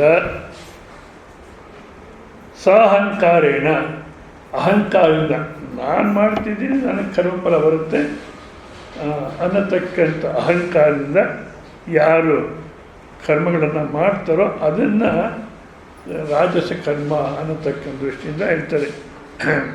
ಮತ್ತು ಯೋಗಿ ಇಲ್ಲಿ ಒಂದು ಕಂಪ್ಯಾರಿಸನ್ ಕೊಡ್ತಾರೆ. ತತ್ವ ತಿಳಿದಿರ್ತಕ್ಕಂಥವ್ನು ಯಾವ ರೀತಿ ನಿರಹಂಕಾರಿಯಾಗಿ ಇರ್ತಾನೋ ಆ ರೀತಿ ನಿರಹಂಕಾರವನ್ನು ಹೋಲಿಸಿ ಹೇಳ್ತಿಲ್ಲ. ಮತ್ತು ಯಾರದೇ ಸಾತ್ವಿಕ ಗುಣದಿಂದ ಈಶ್ವರಾರ್ಪಣ ಬುದ್ಧಿಯಿಂದ ಕರ್ಮವನ್ನು ಮಾಡ್ತಾರೋ ಅವನಿಗೆ ಹೋಲಿಸಿ ನೋಡಿದಾಗ ಇವನು ಅಹಂಕಾರದಿಂದ ಮಾಡ್ತಾನೆ. ಹೌದಾ? ಮತ್ತು ಯೋಗಿ ಪರಮಾರ್ಥ ನಿರಹಂಕಾರ ಆತ್ಮವಿತ್. ಯಾರಾದರೆ ಪರಮಾರ್ಥ ಸ್ವರೂಪವನ್ನು, ಪರಮಾರ್ಥ ಅಂದರೆ ಏಕರೂಪನಿಗೆ ಅವಸ್ಥಿತ ಸ ಪರಮಾರ್ಥ. ಒಂದೇ ರೂಪದಲ್ಲಿ, ರೂಪ ಅನ್ನೋ ಶಬ್ದವನ್ನು ಉಪದೇಶ ಸೌಕರ್ಯಕ್ಕೋಸ್ಕರ ಉಪಯೋಗಿಸ್ಬೇಕು. ಯಾವುದು ತನ್ನ ಇರುವಿಕೆಯಲ್ಲಿ ಬದಲಾವಣೆ ಮಾಡಿಕೊಳ್ತೀರ, ತನ್ನ ಇರುವಿಕೆ ಕಳ್ಕೊಳ್ದಿರ ಇದೆಯೋ ಅದು ಪರಮಾರ್ಥ ಸ್ವರೂಪ. ಹೌದಾ? ಅಂಥದ್ದು ಯಾವುದಪ್ಪ ಪರಮಾರ್ಥ ಸ್ವರೂಪ? ಅಂಥದ್ದು ಯಾವುದು ನೋಡಿದ್ರೆ, ನಾನು ಇಂಥವನು ಬದಲಾವಣೆ ಆಗ್ತಾಯಿದೆ. ಬುದ್ಧಿ ಬದಲಾವಣೆ ಆಗುತ್ತೆ, ಮನಸ್ಸು ಬದಲಾವಣೆ ಆಗುತ್ತೆ, ಇಂದ್ರಿಯಗಳು ಬದಲಾವಣೆ ಆಗುತ್ತೆ. ಹೌದಾ? ಹೊರಗಿನ ಜಗತ್ತೆಲ್ಲ ಬದಲಾವಣೆ ಆಗ್ತಿದೆ, ಅದು ದೈಹಿಕ ಪ್ರಪಂಚ ಬದಲಾವಣೆ ಆಗ್ತಿದೆ. ಆ ಬದಲಾವಣೆ ಆಗ್ತಿದೆ, ಅದಕ್ಕೆ ಇದ್ಯಾವುದು ಪರಮಾರ್ಥವಲ್ಲ. ದ್ವೈತವೇ ಸತ್ಯ ಅಂತಾರೆ. ಯಾಕೆ ಸತ್ಯ ಅಂದರೆ ಮೊದಲು ಯಾವ ಬದಲಾವಣೆ ಇರತಕ್ಕಂಥದ್ದೇ ಸತ್ಯ. ಇದೆಲ್ಲ ಬದಲಾವಣೆ ಆಗ್ತಾನೆ ಇದೆ, ಆದ ಕಾರಣ ಪರಮಾರ್ಥವಲ್ಲ, ಸತ್ಯವಲ್ಲ. ನಾನು ನನ್ನ ಪ್ರಪಂಚ ಬದಲಾವಣೆ ಆಗ್ತಾಯಿದೆ, ಸತ್ಯವಲ್ಲ ಅಂತ ನಾವು ವಿವೇಕದ ಅರ್ಥ ಮಾಡ್ಕೊಂಡು ತೆಗೆದಿಟ್ಟರೆ ಇನ್ಯಾವುದು ಉಳಿಯುತ್ತೋ ಅದೇ ಸತ್ಯ. ಯಾವುದು ಉಳಿಯುತ್ತಪ್ಪ ಅಂದರೆ ಆ ನಿತ್ಯ ಅನುಭವದಿಂದ ಸ್ಪಷ್ಟ ಮಾಡ್ತಾರೆ. ನಾನು ಅನ್ನತಕ್ಕಂಥ ಅಹಂಕಾರ ಇಲ್ದಿರ, ನಾನು ಇದ್ದೀನಿ ಅನ್ನತಕ್ಕಂಥ ಅಹಂಕಾರ ಇಲ್ದಿರ ಯಾವ ಇರುವಿಕೆ ಇದೆಯೋ ಅದೇ ಪರಮಾರ್ಥ, ಅದೇ ನಮ್ಮ ನಿಜ ಸ್ವರೂಪ. ಅದನ್ನು ಯಾರು ತಿಳ್ಕೊಂಡಿಯಾರೋ ಅಂಥವ್ರಿಗೆ ನ ತಸ್ಯ ಕಾಮೇಪ್ಸುತ್ವ ಬಹುಳ ಆಯಾಸ ಕರ್ತೃತ್ವ ಪ್ರಾಪ್ತಿರಸ್ತಿ. ಅಂಥವನಿಗೆ ಮತ್ತೇನು ಆಸೆಗಳು ಬರುತ್ತೆ ಮತ್ತು ಭಾಳಷ್ಟು ಶ್ರಮ ಆಯಾಸ ಪಡ್ತಾನೆ ತಾನು ಕರ್ಮ ಮಾಡೋದ್ರಲ್ಲಿ ಅನ್ನತಕ್ಕಂಥದ್ದು ಸಾಧ್ಯವಿಲ್ಲ. ಈಗಿನ ಕಾಲಕ್ಕೆ ಇದನ್ನೊಂದು ಹೊಸದಾಗಿ ಕಂಡಿಟ್ಕೊಂಡಿದ್ದಾರೆ. ಎಂದರೋ ಮಹಾನುಭಾವ ಅಂದಕ್ಕಿತ್ತು ಏನಂದ್ರಪ್ಪ, ಇದು ಸೋಷಿಯಲ್ ಸರ್ವಿಸ್. ಸನ್ಯಾಸಿ ಆಗಿರ್ತಕ್ಕಂಥ ಸೋಷಿಯಲ್ ಸರ್ವಿಸ್ ಮಾಡಬೇಕು, ಜ್ಞಾನಿಯಾಗಿವನು ಸೋಷಿಯಲ್ ಸರ್ವಿಸ್ ಮಾಡಬೇಕು ಅಂತ. ಮೊನ್ನೆ ಯಾರೋ ಒಬ್ಬ ಸ್ವಾಮಿಗಳು ಶರೀರ ಬಿಟ್ಟರು. ಅವ್ರ ಶಿಷ್ಯ ಯಾರು ಮ್ಯಾಗ್ಝಿನಲ್ಲಿ ಬರ್ದಿಯಾನೆ. ಆ ಸ್ವಾಮಿಗಳಿಗೆ, ನಮ್ಮ ಗುರುಗಳಿಗೆ ತಮ್ಮದೇ ಆದಂಥ ಕಣ್ಣೀರು ಇರಲಿಲ್ಲ. ಮತ್ತು ಯಾವ ಕಣ್ಣೀರಿತ್ತು ಅಂದರೆ ಭಾರತ ಮಾತೆಯ ಕಣ್ಣೀರಿತ್ತು ಅಂತ. ಅಂದರೆ ಭಾರತ ದೇಶ ಉದ್ಧಾರ ಮಾಡಬೇಕು ಅನ್ನತಕ್ಕಂಥ ಪ್ರಯತ್ನ ಮಾಡ್ತಿದ್ದವರು ಅಂತ. ಪ್ರಯತ್ನ ಮಾಡಿರ್ಬೋದು, ಆದರೆ ನಾನು ಭಾರತ ದೇಶಕ್ಕೆ ಸೇರಿದವನು ಅಂದರೆ ಅವಾಗ ಎಲ್ಲಿದೆ ಅಭಿಮಾನ, ಶರೀರದ ಅಭಿಮಾನವೇ ಇದೆ. ಹೌದಾ? ಇವಾಗ ಈ ಕಾವೇರಿ ಇಶ್ಯೂಗೆ ಕರ್ನಾಟಕ ಸ್ವಾಮಿಗಳೆಲ್ಲ ಕರ್ನಾಟಕಕ್ಕೆ ಸಪೋರ್ಟ್ ಮಾಡಿ ಮಾತಾಡ್ತಾರೆ. ಅಲ್ಲಿಗೇನರ್ಥ, ನಾನು ಕರ್ನಾಟಕ ಸೇರಿದವನು ಅಂದರೆ ಶರೀರ ದೃಷ್ಟಿನೇ ಇದೆ. ಸನ್ಯಾಸಿಯಾಗಿ ಅಥವಾ ಜ್ಞಾನಿಯಾಗಿ ಸೋಷಿಯಲ್ ಸರ್ವಿಸ್ ಮಾಡಬೇಕು ಅಂತ ಎಲ್ಲೂ ಇಲ್ಲ. ಯಾಕೆ ಅದೆಲ್ಲ ಮಾಡಿ ಆಮೇಲೆ ಪರಮಾತ್ಮ ಕಡೆಗೆ ತಿರುಗ್ತಾನೆ, ಆಮೇಲೆ ಸನ್ಯಾಸಿ ಆಗ್ತಾನೆ. ಇಷ್ಟ, ಪೂರ್ತ, ದತ್ತ ಅಂತ 3 ಥರ ಕರ್ಮ. ಇಷ್ಟ ಅಂದರೆ ಶ್ರುತಿ ಸ್ಮೃತಿಗಳು ಹೇಳಿರ್ತಕ್ಕಂಥ ಕರ್ಮ, ಮತ್ತು ಪೂರ್ತ ಅಂದರೆ ಯಜ್ಞಾಗಾದಿಗಳಲ್ಲಿ ಮಾಡತಕ್ಕಂಥ ದಾನ ಧರ್ಮಗಳು. ಯಜ್ಞಾಗಾದಿಗಳಲ್ಲದೆ ಬೇರೆ ಸಪ್ರೇಟಾಗಿ ಕೊಡತಕ್ಕಂಥ ದತ್ತ ಅಂದರೆ ಸೋಷಿಯಲ್ ವರ್ಕ್ ಅಂತ ತಗೊಳ್ತಾರೆ. ಇವೆಲ್ಲನೂ ಮಾಡಿ ಇದೆಲ್ಲ ಪ್ರಯೋಜನ ಇಲ್ಲ ಅಂತ ಸನ್ಯಾಸ ತೊಗೊಂಡು ಏನು ಮಾಡಬೇಕು, ಮತ್ತು ಸೋಷಿಯಲ್ ವರ್ಕ್ ಅಲ್ಲ, ಮತ್ತೇನು ಮಾಡಬೇಕು ಅಂದರೆ ಸನ್ಯಾಸ ಶ್ರವಣಂ ಕುರ್ಯಾತ್, ಶ್ರವಣವನ್ನೇ ಮಾಡಬೇಕು. ಶ್ರವಣ ಹೇಳೋದನ್ನು ಸನ್ಯಾಸಿಗಳ ಕೆಲಸ ಅಲ್ಲ. ಈಗಿನ ಕಾಲಕ್ಕೆ ಶುರು ಮಾಡ್ಕೊಂಡಿದ್ದಾರೆ, ಅದ್ರಲ್ಲಿ ನಾನು ಒಬ್ಬ. ಹಿಂದಿನ ಕಾಲಕ್ಕೆ ಋಷಿ ಮುನಿಗಳು ಗೃಹಸ್ಥರಾಗಿದ್ರು ಉಪದೇಶ ಮಾಡೋದು. ನಮ್ಮಲ್ಲಿ ಸನ್ಯಾಸಿಗಳು ಆಶ್ರಮ ಕಟ್ಕೊಂಡು ವಿದ್ಯಾರ್ಥಿ ಇಟ್ಕೊಂಡು ಉಪದೇಶ ಮಾಡ್ಯಾರೆ. ಶಂಕರಾಚಾರ್ಯ ಮಠಗಳು ಮಾಡೋದು ಅಂತ ಬರ್ಕೊಂಡು ಆಮೇಲೆ ಎಲ್ಲರೂ ಶುರು ಮಾಡೋದು. ಚರಿತ್ರೆಯಲ್ಲಿ ನಮ್ಮ ಸಂಪ್ರದಾಯದಲ್ಲಿ ನೋಡಿದ್ರೆ ಸನ್ಯಾಸಿಯಾಗಿ ಅವನು ಉಪದೇಶ ಮಾಡ್ತಾನೆ. ಮತ್ತೇನು ಮಾಡೋರಪ್ಪ, ಚಾತುರ್ಮಾಸ ಸಮಯದಲ್ಲಿ ತಿರುಗ್ತಿರೋರು. ಯಾವ ರೀತಿ ಇತ್ತು ಸನ್ಯಾಸಿ ಅದನ್ನು ಸ್ವಲ್ಪ ಕೇಳಿ. ಆ ರೀತಿ ಸನ್ಯಾಸ ಈಗಿನ ಕಾಲದಲ್ಲಿ ಆಗೋದೇ ಇಲ್ಲ ಅಂತ ಕಾಣುತ್ತೆ. ಬೆಳಗ್ಗೆ ಎದ್ದು ನದಿನಲ್ಲೋ ಬಾವಿನಲ್ಲೋ ಸ್ನಾನ ಮಾಡಿಕೊಂಡು ಓಂಕಾರ ಅನುಷ್ಠಾನವನ್ನು ಮಾಡಿಕೊಂಡು ಬೆಳಗ್ಗೆ 6 ಗಂಟೆ ಅಷ್ಟೊತ್ತಿಗೆ ಸ್ವಲ್ಪ ಸೂರ್ಯನ ಬೆಳಕು ಬಂದಾಗ ಪ್ರಯಾಣ ಪ್ರಾರಂಭ ಮಾಡೋರು. 10 ಗಂಟೆ ತನಕ ನಡಿಬೇಕು. 10 ಗಂಟೆ ಆದಮೇಲೆ ನಡಿಬಾರ್ದು, ಯಾಕೆಂದರೆ ಬಿಸಿಲು ಜಾಸ್ತಿ ಆಗುತ್ತೆ ಅಂತ ಒಂದು ಕಡೆ ವಿಶ್ರಾಂತಿ ತಗೋಬೇಕು, ಅದು ನಿಯಮ. ಆಮೇಲೆ 12 ಗಂಟೆಗೆ ಭಿಕ್ಷಕ್ಕೆ ಹೋಗಬೇಕು. ಯಾರ ಮನೆಗೆ ಭಿಕ್ಷಕ್ಕೆ ಹೋಗಬೇಕು ಅಂದರೆ ಆ ಮಧ್ಯಾಹ್ನ 12 ಗಂಟೆಯಲ್ಲಿ ಯಾರ ಮನೆಗೆ ಭಿಕ್ಷಾ ಹೊಗೆ ಬರ್ತಿರಲ್ವೋ ಅಂಥವ್ರ ಮನೆಗೆ ಹೋಗಬೇಕು. ಯಾಕೆ? ಮಧ್ಯಾಹ್ನ 12 ಗಂಟೆಯಲ್ಲಿ ಹೊಗೆ ಬರ್ತಾಯಿದೆ ಅಂದರೆ ಅಡುಗೆ ಮಾಡ್ತಿರ್ತಾರೆ, ಮತ್ತು ಅವ್ರಿಗೆ ಯಾರು ಸ್ವಾಮಿಗಳು ಬಂದರು, ಆಗಿನ ಕಾಲಕ್ಕೆ ತಿಥಿ ಅಂದರೆ ವಿದ್ಯಾರ್ಥಿಗಳು ಸ್ವಾಮಿಗಳೇ ಇದ್ದಿದ್ದು, ಬಂದರೆ ಇನ್ನೊಂದು ಸ್ವಲ್ಪ ಅಕ್ಕಿ ಹಾಕೋದು ಬೇಳೆ ಹಾಕೋದು ಅಡುಗೆ ಕೆಡಿಸ್ಕೊಂಡ್ಬಿಡ್ತಾರೆ ಅಂತ ಆ ಹೊಗೆ ಬರದೇ ಇರೋರ ಮನೆಗೆ ಹೋಗಬೇಕು. ಇವಾಗ ನಾವು ಹೇಳ್ತೀವಿ ಹೊಗೆ ಬರದಿರೋರ ಮನೆಗೆ ಊಟ ಮಾಡೋದು ನಾವು ಅಂತ. ಯಾಕೆ ಹೇಳಿ? ಹೊಗೆ ಗ್ಯಾಸು, ಹೌದಾ? ಸರಿ, ಅಷ್ಟೇ ಅಲ್ಲ, ಅವರು ಕೈ ತೊಳ್ಕೊಂಡು ಊಟ ಮಾಡಿ ಕೈ ತೊಳ್ಕೊಂಡು ನೋಡಿ ಹೋಗ್ಬೇಕು. ಯಾಕೆಂದರೆ ಏನೋ ಮಿಕ್ಕಿದ್ದು ಒಂದು ಸ್ವಲ್ಪ ಕೊಡ್ತಾರೆ, ಅವ್ರಿಗೆ ಯಾವ ರೀತಿ ತೊಂದರೆ ಆಗೋಲ್ಲ. ಮಧುಕರಿ ಅಂತಾರೆ. ಮಧುಕರಿ ಅಂದರೆ ಜೇನು ಹುಳ ಯಾವ ರೀತಿ ಹೂವಿಂದ ಆ ಮಧುವನ್ನು ಎಳೆಯುತ್ತೋ ಆ ಹೂವಿನ ಸೌಂದರ್ಯನ ಹಾಳು ಮಾಡೋಲ್ಲ, ಆ ಹೂವು ಕಾಯಾಗಿ ಹಣ್ಣಾಗಲಿಕ್ಕೆ ತೊಂದರೆ ಮಾಡೋಲ್ಲ, ಆ ಗಿಡವೂ ಹಾಳಾಗೋಲ್ಲ. ಆ ರೀತಿ ಯಾವ ರೀತಿ ಮಧು ಎಳ್ಕೊಳ್ಳುತ್ತೋ ಆ ರೀತಿ ಭಿಕ್ಷೆ ಮಾಡಬೇಕು. ಯಾರು ಭಿಕ್ಷಾ ಕೊಡೋರಿಗೆ ಯಾವ ರೀತಿ ತೊಂದರೆನೂ ಆಗಬಾರ್ದು. ಸರಿ, ಅದನ್ನು ಅದು 8 ಮನೆಯಲ್ಲಿ ಭಿಕ್ಷೆ ಮಾಡೋರು, ಇಲ್ಲ 5, 3 ಈ ಥರ ಮಾಡಿ 8 ಮನೇಲಿ ಭಿಕ್ಷೆ ಮಾಡಿರ್ತಕ್ಕಂಥವ್ರು ಒಂದು ಹಿಡಿ ಜಲಚರಕ್ಕೆ ಹಾಕೋರು, ಒಂದು ಹಿಡಿ ಪಕ್ಷಿಗಳಿಗೆ ಅವ್ರಿಗೆ ಹಾಕೋರು, ಇನ್ನೊಂದು ಹಿಡಿ ಗೋಗ್ರಾಸ ಅಂತ ಹಸುವಿಗೆ ಹಾಕೋರು, ಇನ್ನು 5 ಮುಷ್ಟಿ ಅವ್ರು ತಿನ್ನೋರು. ತಿಂದ್ಬಿಟ್ಟು ವಿಶ್ರಾಂತಿ ತೊಗೊಂಡು ಮತ್ತೆ ಬಿಸಿಲು ಕಮ್ಮಿ ಆದರೆ 4-4ವರೆಗೆ ಪ್ರಯಾಣ ಪ್ರಾರಂಭ ಮಾಡೋರು, ಮತ್ತು ಇನ್ನೊಂದು ಹಳ್ಳಿಗೆ ಮಲಗಿರೋರು. ಇಷ್ಟೇ ಇತ್ತು ಸನ್ಯಾಸ ಜೀವನ. ಯಾರನ್ನ ಆ ತಿರುಗೋದಲ್ಲಿ ಯಾರನ್ನ ಬಂದು ಅನ್ನೋ ಕೇಳೋದು, ಒಂದು 4 ಮಾತು ಹೇಳೋರು. ಅಷ್ಟೇ ಹೊತ್ತು ವ್ಯವಸ್ಥಿತವಾಗಿ ಆ ರೀತಿ ಇರಲಿಲ್ಲ, ಹೌದಾ? ಆದ ಕಾರಣ ಇಲ್ಲಿ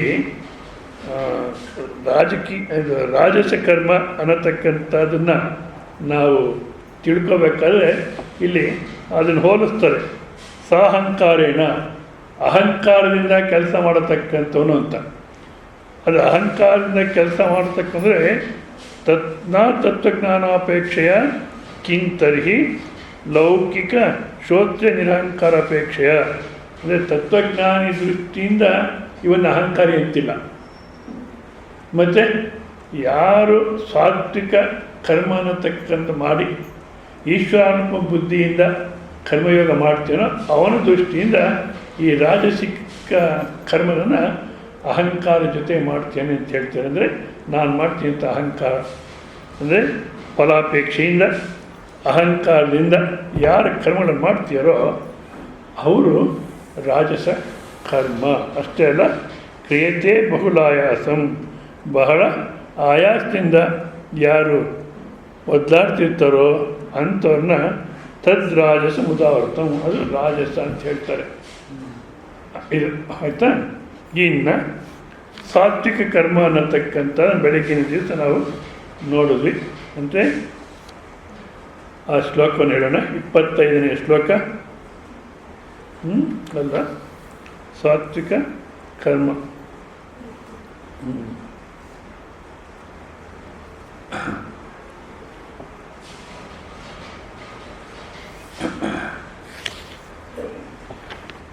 ಸಾತ್ವಿಕ ಕರ್ಮ ಅನ್ನತಕ್ಕಂಥದ್ದು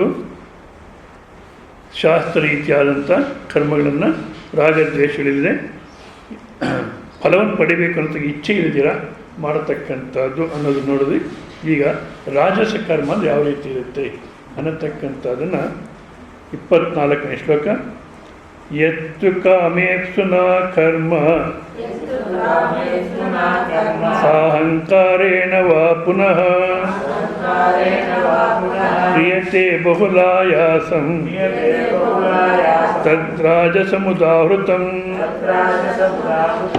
ಅದೇ ಶ್ಲೋಕವನ್ನು ನಾವು ಇಷ್ಟಕ್ಕೆ ಮುಂಚೆ ಹೇಳಿದ್ದು. ಫಲಾಪೇಕ್ಷೆಯನ್ನು ತಕ್ಕಂತೆ ಇಟ್ಕೊಂಡು ಅಹಂಕಾರನ ಮಾಡತಕ್ಕಂಥವರು ಅದು ರಾಜಸ ಕರ್ಮ. ಮತ್ತು ನಾನು ಮಾಡ್ತೀನಿ ಅಂತಕ್ಕಂಥ ಅಹಂಕಾರ ಕ್ರಿಯತೆ ಬಹುಲಾಯಾಸಂ, ಕರ್ತ ಮಹತ ಆಯಾಸೇನ ನಿರ್ವರ್ತಿತೆ. ಬಹಳ ಆಯಾಸ ಪಡ್ತಾನೆ. ಅಯ್ಯೋ ನನಗೆ ಪ್ರಾರಬ್ಧ ನನಗೇ ಬಿದ್ದಿದೆ ಈ ಕರ್ಮ ಮಾಡತಕ್ಕಂಥದ್ದು, ಯಾವ ದೇವ್ರು ಮಾಡೋದು ನನಗೆ ಕಷ್ಟ, ಹೇಗೆ ತಪ್ಪಿಸ್ಕೊಳ್ಳೋದು ಅಂತ ಒದ್ಲಾಡ್ತಿರ್ತಾನೆ. ಇದು ರಾಜಸ ಕರ್ಮ. ನಿಜವಾದ ಅವನು ಒದ್ಲಾಟ ತಪ್ಪು ಅಂದರೆ ಅವನ ದೃಷ್ಟಿಯಿಂದ ಕರೆಕ್ಟೇ ಅಂತಾನೆ. ಬಟ್ ಆದರೆ ನಿಜವಾದ ಅವನೇ ಮಾಡಬೇಕಾಗಿದೆಯಾ, ಅವನೇ ಮಾಡ್ತೀಯನ್ನ ಅಂದರೆ ಇಲ್ಲ.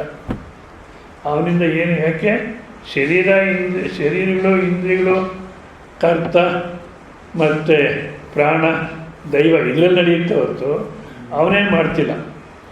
ಆದರೂ ನಾನೇ ಮಾಡ್ತೀನಿ ಅಂತ ಭಾಳ ಆಯಾಸ ಪಡ್ತಾನೆ. ಇದಕ್ಕೆ ನಮ್ಗೆ ಚೆನ್ನಾಗಿ ಅರ್ಥ ಆಗಬೇಕಾದ್ರೆ ಈ ರಾಮಾಯಣದಲ್ಲೇನೋ ಒಂದು ಪ್ರಸಂಗ ಹೇಳ್ತಾರೆ. ಆಂಜನೇಯ ಅಲ್ಲಿ ಲಂಕೆಯಲ್ಲಿ ಯುದ್ಧ ಆಗೋದ್ಮೇಲೆ ರಾವಣನ ಸಂಹಾರ ಮಾಡಿ ವಾಪಸ್ ಬರ್ತಿರ್ತಾರಂತೆ ಶ್ರೀರಾಮಚಂದ್ರ, ಸೀತಮ್ಮನವರು, ಲಕ್ಷ್ಮಣ ಸ್ವಾಮಿ ಮತ್ತು ಆಂಜನೇಯ 4 ಜನ ಪುಷ್ಪಕ ವಿಮಾನದಲ್ಲಿ. ಆಂಜನೇಯಂಗೆ ಅನಿಸುತ್ತಂತೆ ನನಗಿನ್ನ ರಾಮ ಭಕ್ತರಿಲ್ಲ, ನಾನು ಇಷ್ಟು ತನಕ ಏನೇನು ಸೇವೆ ಹೇಳಿದರೆ ಎಲ್ಲನೂ ಮಾಡಿದ್ದೀನಿ. ಲಕ್ಷ್ಮಣ ಮೂರ್ಛೆ ಹೋದ ಅಂದಾಗ ಸಂಜೀವಿನಿ ಪರ್ವತನೇ ತೊಗೊಂಬಂದು ಕೊಟ್ಟಿದ್ದೀನಿ, ಸಂಜೀವಿನಿ ಪರ್ವತನ ತೊಗೊಂಬಂದು ಕೊಟ್ಟಿದ್ದೀನಿ. ಮತ್ತು ಸೀತಮ್ಮನವ್ರು ಕಾಣಲಿಲ್ಲ ಅಂದಾಗ ಸಮುದ್ರವನ್ನು ದಾಟ್ಕೊಂಡು ಹೋಗಿ ಲಂಕೆನಲ್ಲಿ ಇದ್ದಾರೆ ಅಂತ ನೋಡ್ಕೊಂಬಂದು ಹೇಳಿದ್ದೀನಿ. ಮತ್ತು ಸೀತಮ್ಮನವ್ರು ವಾಪಸ್ ತರಬೇಕು ಅಂದಾಗ ನಾನೇ ಸಮುದ್ರಕ್ಕೆ ಲಂಕೆ ಸೇತುವೆಯನ್ನು ಕಟ್ಟಿ ಇವನ್ನೆಲ್ಲ ಕರ್ಕೊಂಡೋಗಿ ಯುದ್ಧ ಮಾಡಿ ರಾವಣ ಸಂಹಾರ ಮಾಡಿ ಶ್ರೀರಾಮಚಂದ್ರ ಜೊತೆಗಿದ್ದು ಮರ್ತುಬಿಟ್ಟ, ಸಂಹಾರ ಮಾಡಿ ಸೀತಮ್ಮನವ್ರನ್ನ ತಗೊಂಬಂದು ಶ್ರೀರಾಮಚಂದ್ರ ಅರ್ಪಣೆ ಮಾಡಿದ್ದೀನಿ. ನನಗಿನ್ನ ರಾಮ ಭಕ್ತರಿಲ್ಲ ಅಂತ ಅಹಂಕಾರ ಬಂತಂತೆ. ಸರಿ, ಆ ಸಮಯಕ್ಕೆ ಸಾಮಾನ್ಯವಾಗಿ ಮನುಷ್ಯನಿಗೆ ಅಹಂಕಾರ ಜಾಸ್ತಿ ಆದರೆ ಏನೋ ಒಂದು ತಾಪತ್ರಯ ಬರುತ್ತೆ. ಯಾಕೆಂದರೆ ಅಹಂಕಾರ ತೆಗಿಲಿಕ್ಕೆ, ಅಬ್ಬಾ ನನ್ನಿಂದ ಆಗಲ್ಲಪ್ಪ, ಪರಮಾತ್ಮ ನೀನೇ ಗತಿ ಅನ್ನೋ ಥರ ಮಾಡ್ತಾನೆ ಪರಮಾತ್ಮ. ಅದಕ್ಕೆ ಆಂಜನೇಯ ಹಾಗೆ ಅಂದ್ಕೊಳ್ತಾನೆ, ಹಂಗಿನ ರಾಮ ಭಕ್ತರಿಲ್ಲ, ಇನ್ನೂ ಏನು ಸೇವೆ ಹೇಳೋದು ಮಾಡ್ತೀನಿ ಅಂತ. ಯಾಕೆ ನಿಂಗೆ ಅಹಂಕಾರ ಬಂತು ಅಂತ ಒಂದು ಲೋಟ ನೀರು ತೊಗೊಂಬ ಅಂತಾರಂತ. ಅಯ್ಯಯ್ಯ, ಸಮುದ್ರಕ್ಕೆ ದಾಟಿರ್ತಕ್ಕಂಥ ನನಗೆ, ಸಮುದ್ರಕ್ಕೆ ಸೇರ್ಸಿ ಹಾಕಿರ್ತಕ್ಕಂಥ ನನಗೆ ಒಂದು ಲೋಟ ನೀರೇ ಅದೇನು ಮಹಾ ಅಂತ ಹೋದ. ಇವಾಗ ನೀರು ಎಷ್ಟು ದೂರ ಹೋದ್ರೂ ನೀರು ಸಿಗಲಿಲ್ಲ. ನೀರಿದ್ದರೆ ನಾವೇನನ್ನ ಮಾಡ್ಬೋದು, ತರ್ಬೋದು. ನೀರು ಇಲ್ದಿರ ಇದ್ದರೆ ನಾವೇ ನೀರು ಸೃಷ್ಟಿ ಮಾಡೋಕ್ಕಾಗುತ್ತೋ? ಆ ಇರೋ ನೀರನ್ನು ತೊಗೊಂಡು ಈ ಸೈಂಟಿಸ್ಟ್ ಏನೋ ಒಂದು ಲೈಫ್ ಏನೋ ಮಾಡ್ತಾರೆ, ಈ ಕಾವೇರಿಗೆ ಹೊಡೆದಾಡ್ತಾರೆ. ಒಂದೊಂದು ಕಾವೇರಿ ನೀನೇ ಸೃಷ್ಟಿ ಮಾಡಬೇಕಾಗಿದ್ದು ಆಗೋದು ಇಲ್ಲ. ಎಷ್ಟೋ ದೂರ ಹೋಗ್ತಾನೆ, ಎಷ್ಟು ದೂರ ಹೋದ್ರೂ ನೀರು ಸಿಗೋಲ್ಲ, ಆಯಾಸ ಆಗ್ಬಿಡುತ್ತೆ. ಏನಪ್ಪ ಒಂದು ಲೋಟ ನೀರು ತರೋಕ್ಕೂ ಆಗ್ತಿಲ್ಲ, ನಾನು ಏನೇನೋ ಮಾಡಿದ್ದೀನಿ ಅಂದ್ಕೊಳ್ಳೋ ಅಷ್ಟೊತ್ತಿಗೆ ನೀರು ಕಾಣುತ್ತೆ. ಅರಣ್ಯದಲ್ಲಿ ಒಂದು ಎಲೆಗಳೆಲ್ಲ ತೊಗೊಂಡು ಒಂದು ದೊನ್ನೆ ಥರ ಮಾಡಿಕೊಂಡು ಅದರಲ್ಲಿ ನೀರು ತೊಗೊಳ್ತಾರೆ. ಯಾರು 4 ಜನ ಬಂದು ಹಿಡಿತಾರೆ, ಏಯ್ ಯಾರು ಹಿಂಗೆ ಕೇಳಿ ನೀರು ಮುಡ್ದೆ ನೀನು? ಅಡವಿನಲ್ಲಿ ಇರತಕ್ಕ ನೀರು ಯಾರನ್ನೇನಪ್ಪ ಕೇಳೋದು? ನಮ್ಮ ಮಾತಾಜಿ ಒಬ್ಬರ ಸ್ವಯಂಪ್ರಭಾ ಅಂತ ಆಕೆ ಹತ್ರ ಕರ್ಕೊಂಡು ಹೋಗ್ತೀವಿ, ಆಕೆ ಏನು ಶಿಕ್ಷೆ ಕೊಟ್ಟರೆ ಅದನ್ನು ಅನುಭವಿಸ್ಬೇಕು ಅಂತ ಕರ್ಕೊಂಡು ಹೋಗ್ತಾರೆ. ಇಂಥ ಒಂದು ದೊಡ್ಡ ಮಂದಿರಕ್ಕೆ ಕಂಬಗಳಿರುತ್ತೆ, ಒಂದು ಕಂಬಕ್ಕೆ ಕಟ್ಟಾಕ್ತಾರೆ. ಆಂಜನೇಯ ಏನು ಮಾಡೋಕ್ಕೂ ಆಗ್ತಾಯಿಲ್ಲ, ಆ ಶಕ್ತಿವಂತ. ಸರಿ, ಕಂಬಕ್ಕೆ ಕಟ್ಟಾಕ್ತಾರೆ. ನೋಡಿದ್ರೆ ಭಾಳಷ್ಟು ಜನ ಇದ್ದಾರೆ. ಪಕ್ಕದಲ್ಲಿರೋ ಕಪಿನ ಕೇಳ್ತಾನೆ, ಎಲ್ಲ ಒಂದೇ ಥರ ಇದ್ದಾರೆ. ನೀನು ಯಾರು ಅಂತ? ನಾನೇ ರಾಮ ಭಕ್ತ ಅಂತ ಬಂದೆ ಇಲ್ಲಿ. ನಾನು ಬರೋ ಅಷ್ಟೇ 98 ಜನ ಇದ್ದರು, ಎಲ್ಲ ನಾನೇ ರಾಮ ಭಕ್ತ ಅಂತಾರೆ. ನಾನು 99ನೇನು, ನೀನು ಯಾರು ಅಂತಾನೆ. ನಾನು ಅದೇ ರೀತಿ ಬಂದಿದ್ದೀನಿ. ಸರಿ, ಇವಾಗ ಏನಾಗುತ್ತೆ ಇಲ್ಲಿ? ನಮ್ಮನ್ನೆಲ್ಲ ಕಟ್ಟಾಕಿದ್ದಾರೆ. ಆಕೆ ಬರ್ತಾಳೆ ಸ್ವಯಂಪ್ರಭಾ ಅಂತ, ಎಲ್ಲರನ್ನೂ ಒಂದ್ಸಲ ನೋಡ್ತಾಳೆ.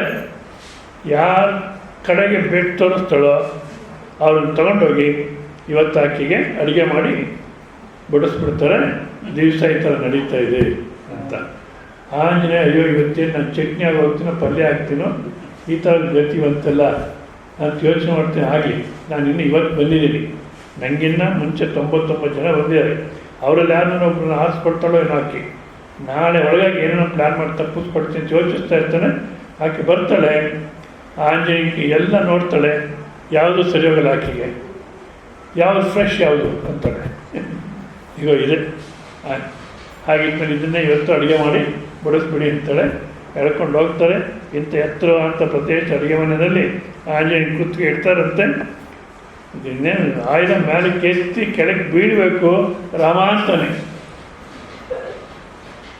ನಾನೇನು ಮಾಡಿದ್ದೀನಿ ಅಂದ್ಕೊಂಡಪ್ಪ, ನೀನಿಲ್ಲದೆ ಏನು ಮಾಡೋಕ್ಕಾಗಲ್ಲ.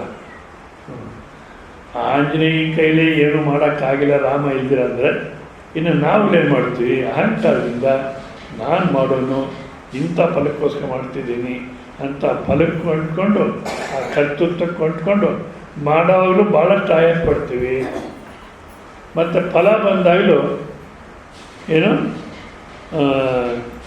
ನಾವು ಅಂದ್ಕೊಂಡ ರೀತಿ ಬಂದರೆ ಸಂತೋಷ, ಅಂದ್ಕೊಂಡದಕ್ಕಿಂತ ಸ್ವಲ್ಪ ಜಾಸ್ತಿ ಬಂದರೆ ಇನ್ನೂ ಸಂತೋಷ, ಅಥವಾ ಇಬ್ಬರಿಗೆ ಜಾಸ್ತಿ ಆದರೆ ಹಾರ್ಟ್ ಫೇಲ್ ಆಗಿಬಿಡುತ್ತೆ. ಯಾಕೆಂದರೆ ನಾವು ಕಷ್ಟಕ್ಕೆ ಚೆನ್ನಾಗಿ ಹೊಂದ್ಕೊಂಡ್ಬಿಟ್ಟಿದ್ದೀವಿ. ಜನ್ಮಗಳಲ್ಲಿ ಕಷ್ಟಕ್ಕೆ ಹೊಂದ್ಕೊಂಡಿದ್ದೀವಿ. ಹೌದಾ?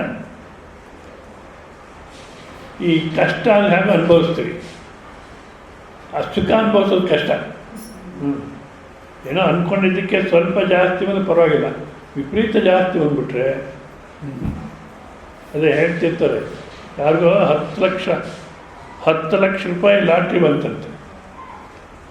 ಅವ್ರ ಯಜಮಾನಿಗೆ 10 ಲಕ್ಷ ರೂಪಾಯಿ ಬಂತು. ಆಕೆ ಯೋಚನೆ ಮಾಡ್ತಾಳೆ, ನಮ್ಮವ್ರು 10,000 ರೂಪಾಯಿ ನೋಡಿಲ್ಲ. ಅದರಲ್ಲಿ 10 ಲಕ್ಷ ರೂಪಾಯಿ ಲಾಟ್ರಿ ಬಂದರೆ ಎಲ್ಲಿ ಹಾರ್ಟ್ ಫೇಲ್ ಆಗಿಬಿಡುತ್ತೋ ಏನೋ, ಅವ್ರಿಗೆ ಹೇಗೆ ಹೇಳೋದು? ಹೇಳಬೇಕು, ಅವರೇ ಟ್ರೆಜರಿಗೆ ಹೋಗಿ ತೊಗೊಂಬರ್ಬೇಕು, ಏನು ಮಾಡೋದು ಅಂತ ಪಾತ್ರೆ ಹತ್ರ ಹೋಗ್ತಾಳಂತೆ.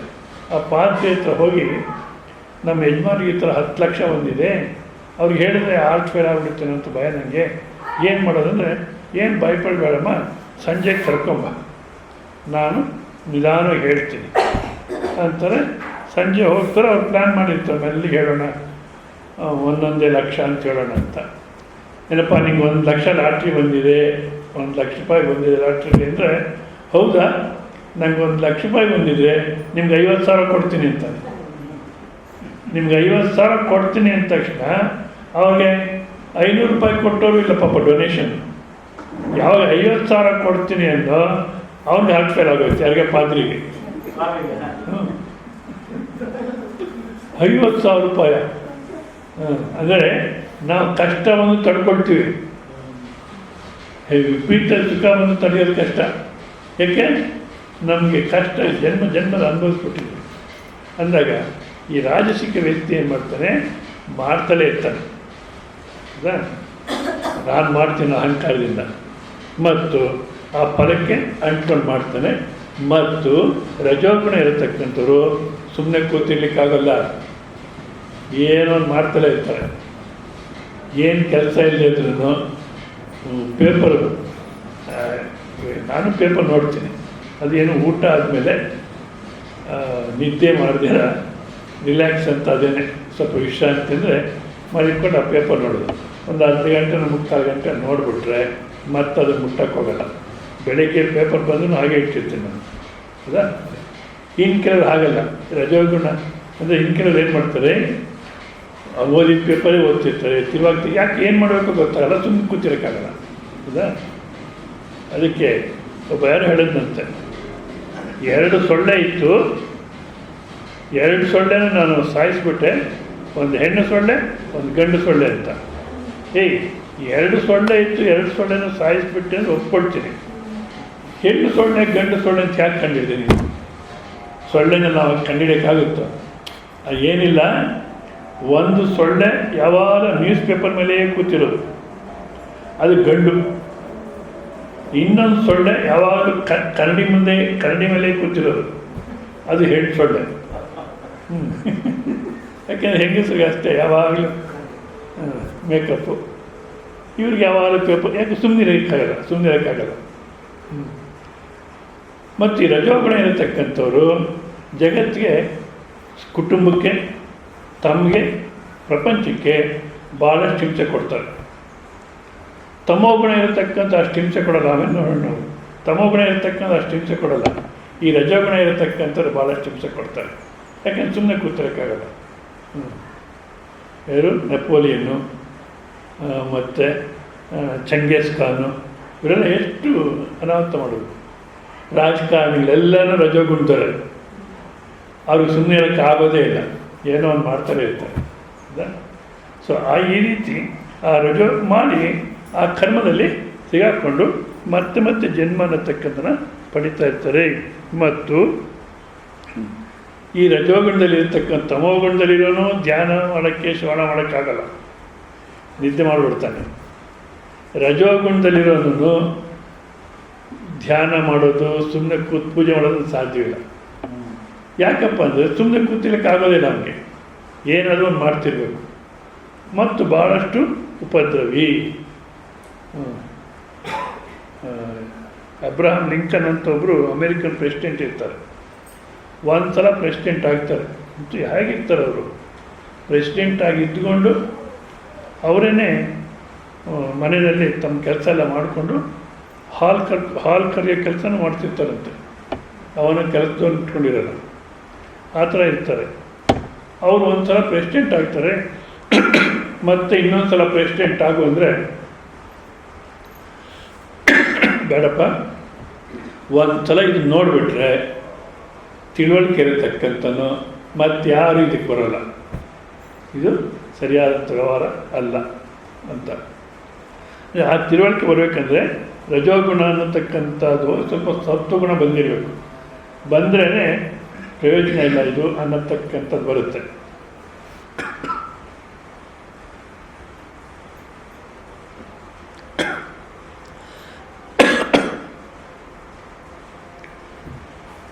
ಮತ್ತು ಅವರು ಇನ್ನೊಂದು ಸಲ ಅವ್ರಿಗೆ ಯಾರನ್ನ ಬಂದು ಆ ವೈಟ್ ಹೌಸ್ ತೋರಿಸ್ಬಿಟ್ಟು ಏನಿದು ಅಂದರೆ ಇದೊಂದು ಛತ್ರ, 5 ವರ್ಷಕ್ಕೊಂದು ಸಲ ಜನ ಬರ್ತಾರೆ ಮತ್ತೆ ಖಾಲಿ ಮಾಡಿ ಹೋಗ್ತಿರ್ತಾರೆ ಅಂತ ಹೇಳೋರಂತೆ.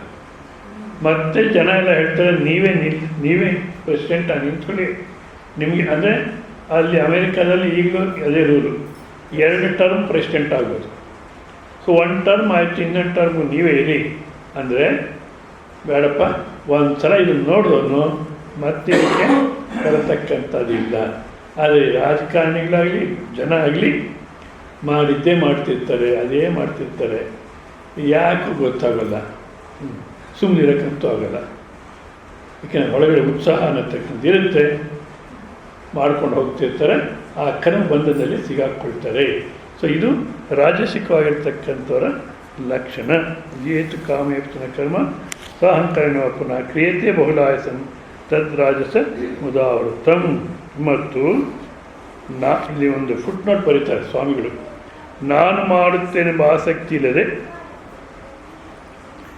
ಅಕರ್ತೃತ್ವ ಬುದ್ಧಿಯಿಂದಲೂ ಕರ್ಮಯೋಗಿಯು ಈಶ್ವರಾರ್ಥವಾಗಿ ಆತನ ವೃತ್ತಿಯಂತೆ ಮಾಡುತ್ತಾನೆಂಬ ಬುದ್ಧಿಯಿಂದಲೂ. ಅಂದರೆ ನಾನು ಮಾಡುತ್ತೇನೆಂಬ ಆಸಕ್ತಿ ಇಲ್ಲದೆ ಕರ್ಮಯೋಗಿ ಯಾವ ರೀತಿ ಈಶ್ವರಾರ್ಥವಾಗಿ ಮಾಡ್ತಾನೋ ಅದೇ ರೀತಿಯೂ ಈ ರಾಜಸೀನು ಮಾಡಬೇಕಾಗಿತ್ತು, ಆ ಥರ ಮಾಡಲ್ಲ. ರಜೋಗುಣ ಇರತಕ್ಕಂಥವನು ಮೃತ್ಯುವಂತೆ ಮಾಡುತ್ತಿದ್ದೇನೆಂಬ ಬುದ್ಧಿಯಿಂದಲೂ ಮಾಡುವ ಕರ್ಮ ಇಂಥದ್ದು. ಮತ್ತು ಜನ್ಮಗಳಲ್ಲಿ ಬಂಧನ ಅನ್ನತಕ್ಕಂಥ ಬರುತ್ತೆ. ನಾವು ಇದೇ ಅಧ್ಯಾಯದಲ್ಲಿ ನೋಡಿದ್ವಿ. ಪುಣ್ಯ ಅನ್ನತಕ್ಕಂಥ ಜಾಸ್ತಿ ಮಾಡಿದರೆ ದೇವತಾ ಜನ್ಮ ಬರುತ್ತೆ, ಪಾಪ ಅನ್ನತಕ್ಕಂಥ ಜಾಸ್ತಿ ಮಾಡಿದರೆ ಪಶು ಪಕ್ಷಿ ಕ್ರಿಮಿಕೀಟ ಜನ್ಮ. ಅಂದರೆ ಪುಣ್ಯದಲ್ಲಿ ಸ್ವರ್ಗಕ್ಕೆ ಹೋಗತಕ್ಕಂಥದ್ದು ಯಾವ ಪುಣ್ಯ ಇದೆಯೋ ಅದಕ್ಕೆ ಹೋಗ್ಬಿಟ್ಟು ಮತ್ತೆ ದೇವತಾ ಜನ್ಮಕ್ಕೆ ಬರ್ತಾರೆ. ಎಲ್ಲಿ ಇದ್ದೀರಮ್ಮ ಕೇಳಿ, ಎಲ್ಲೋ ನೋಡಿಕೊಂಡು ಏನೋ ಯೋಚನೆ ಮಾಡ್ತಾ ಇದ್ದೀರ. ಅಯ್ಯೋ,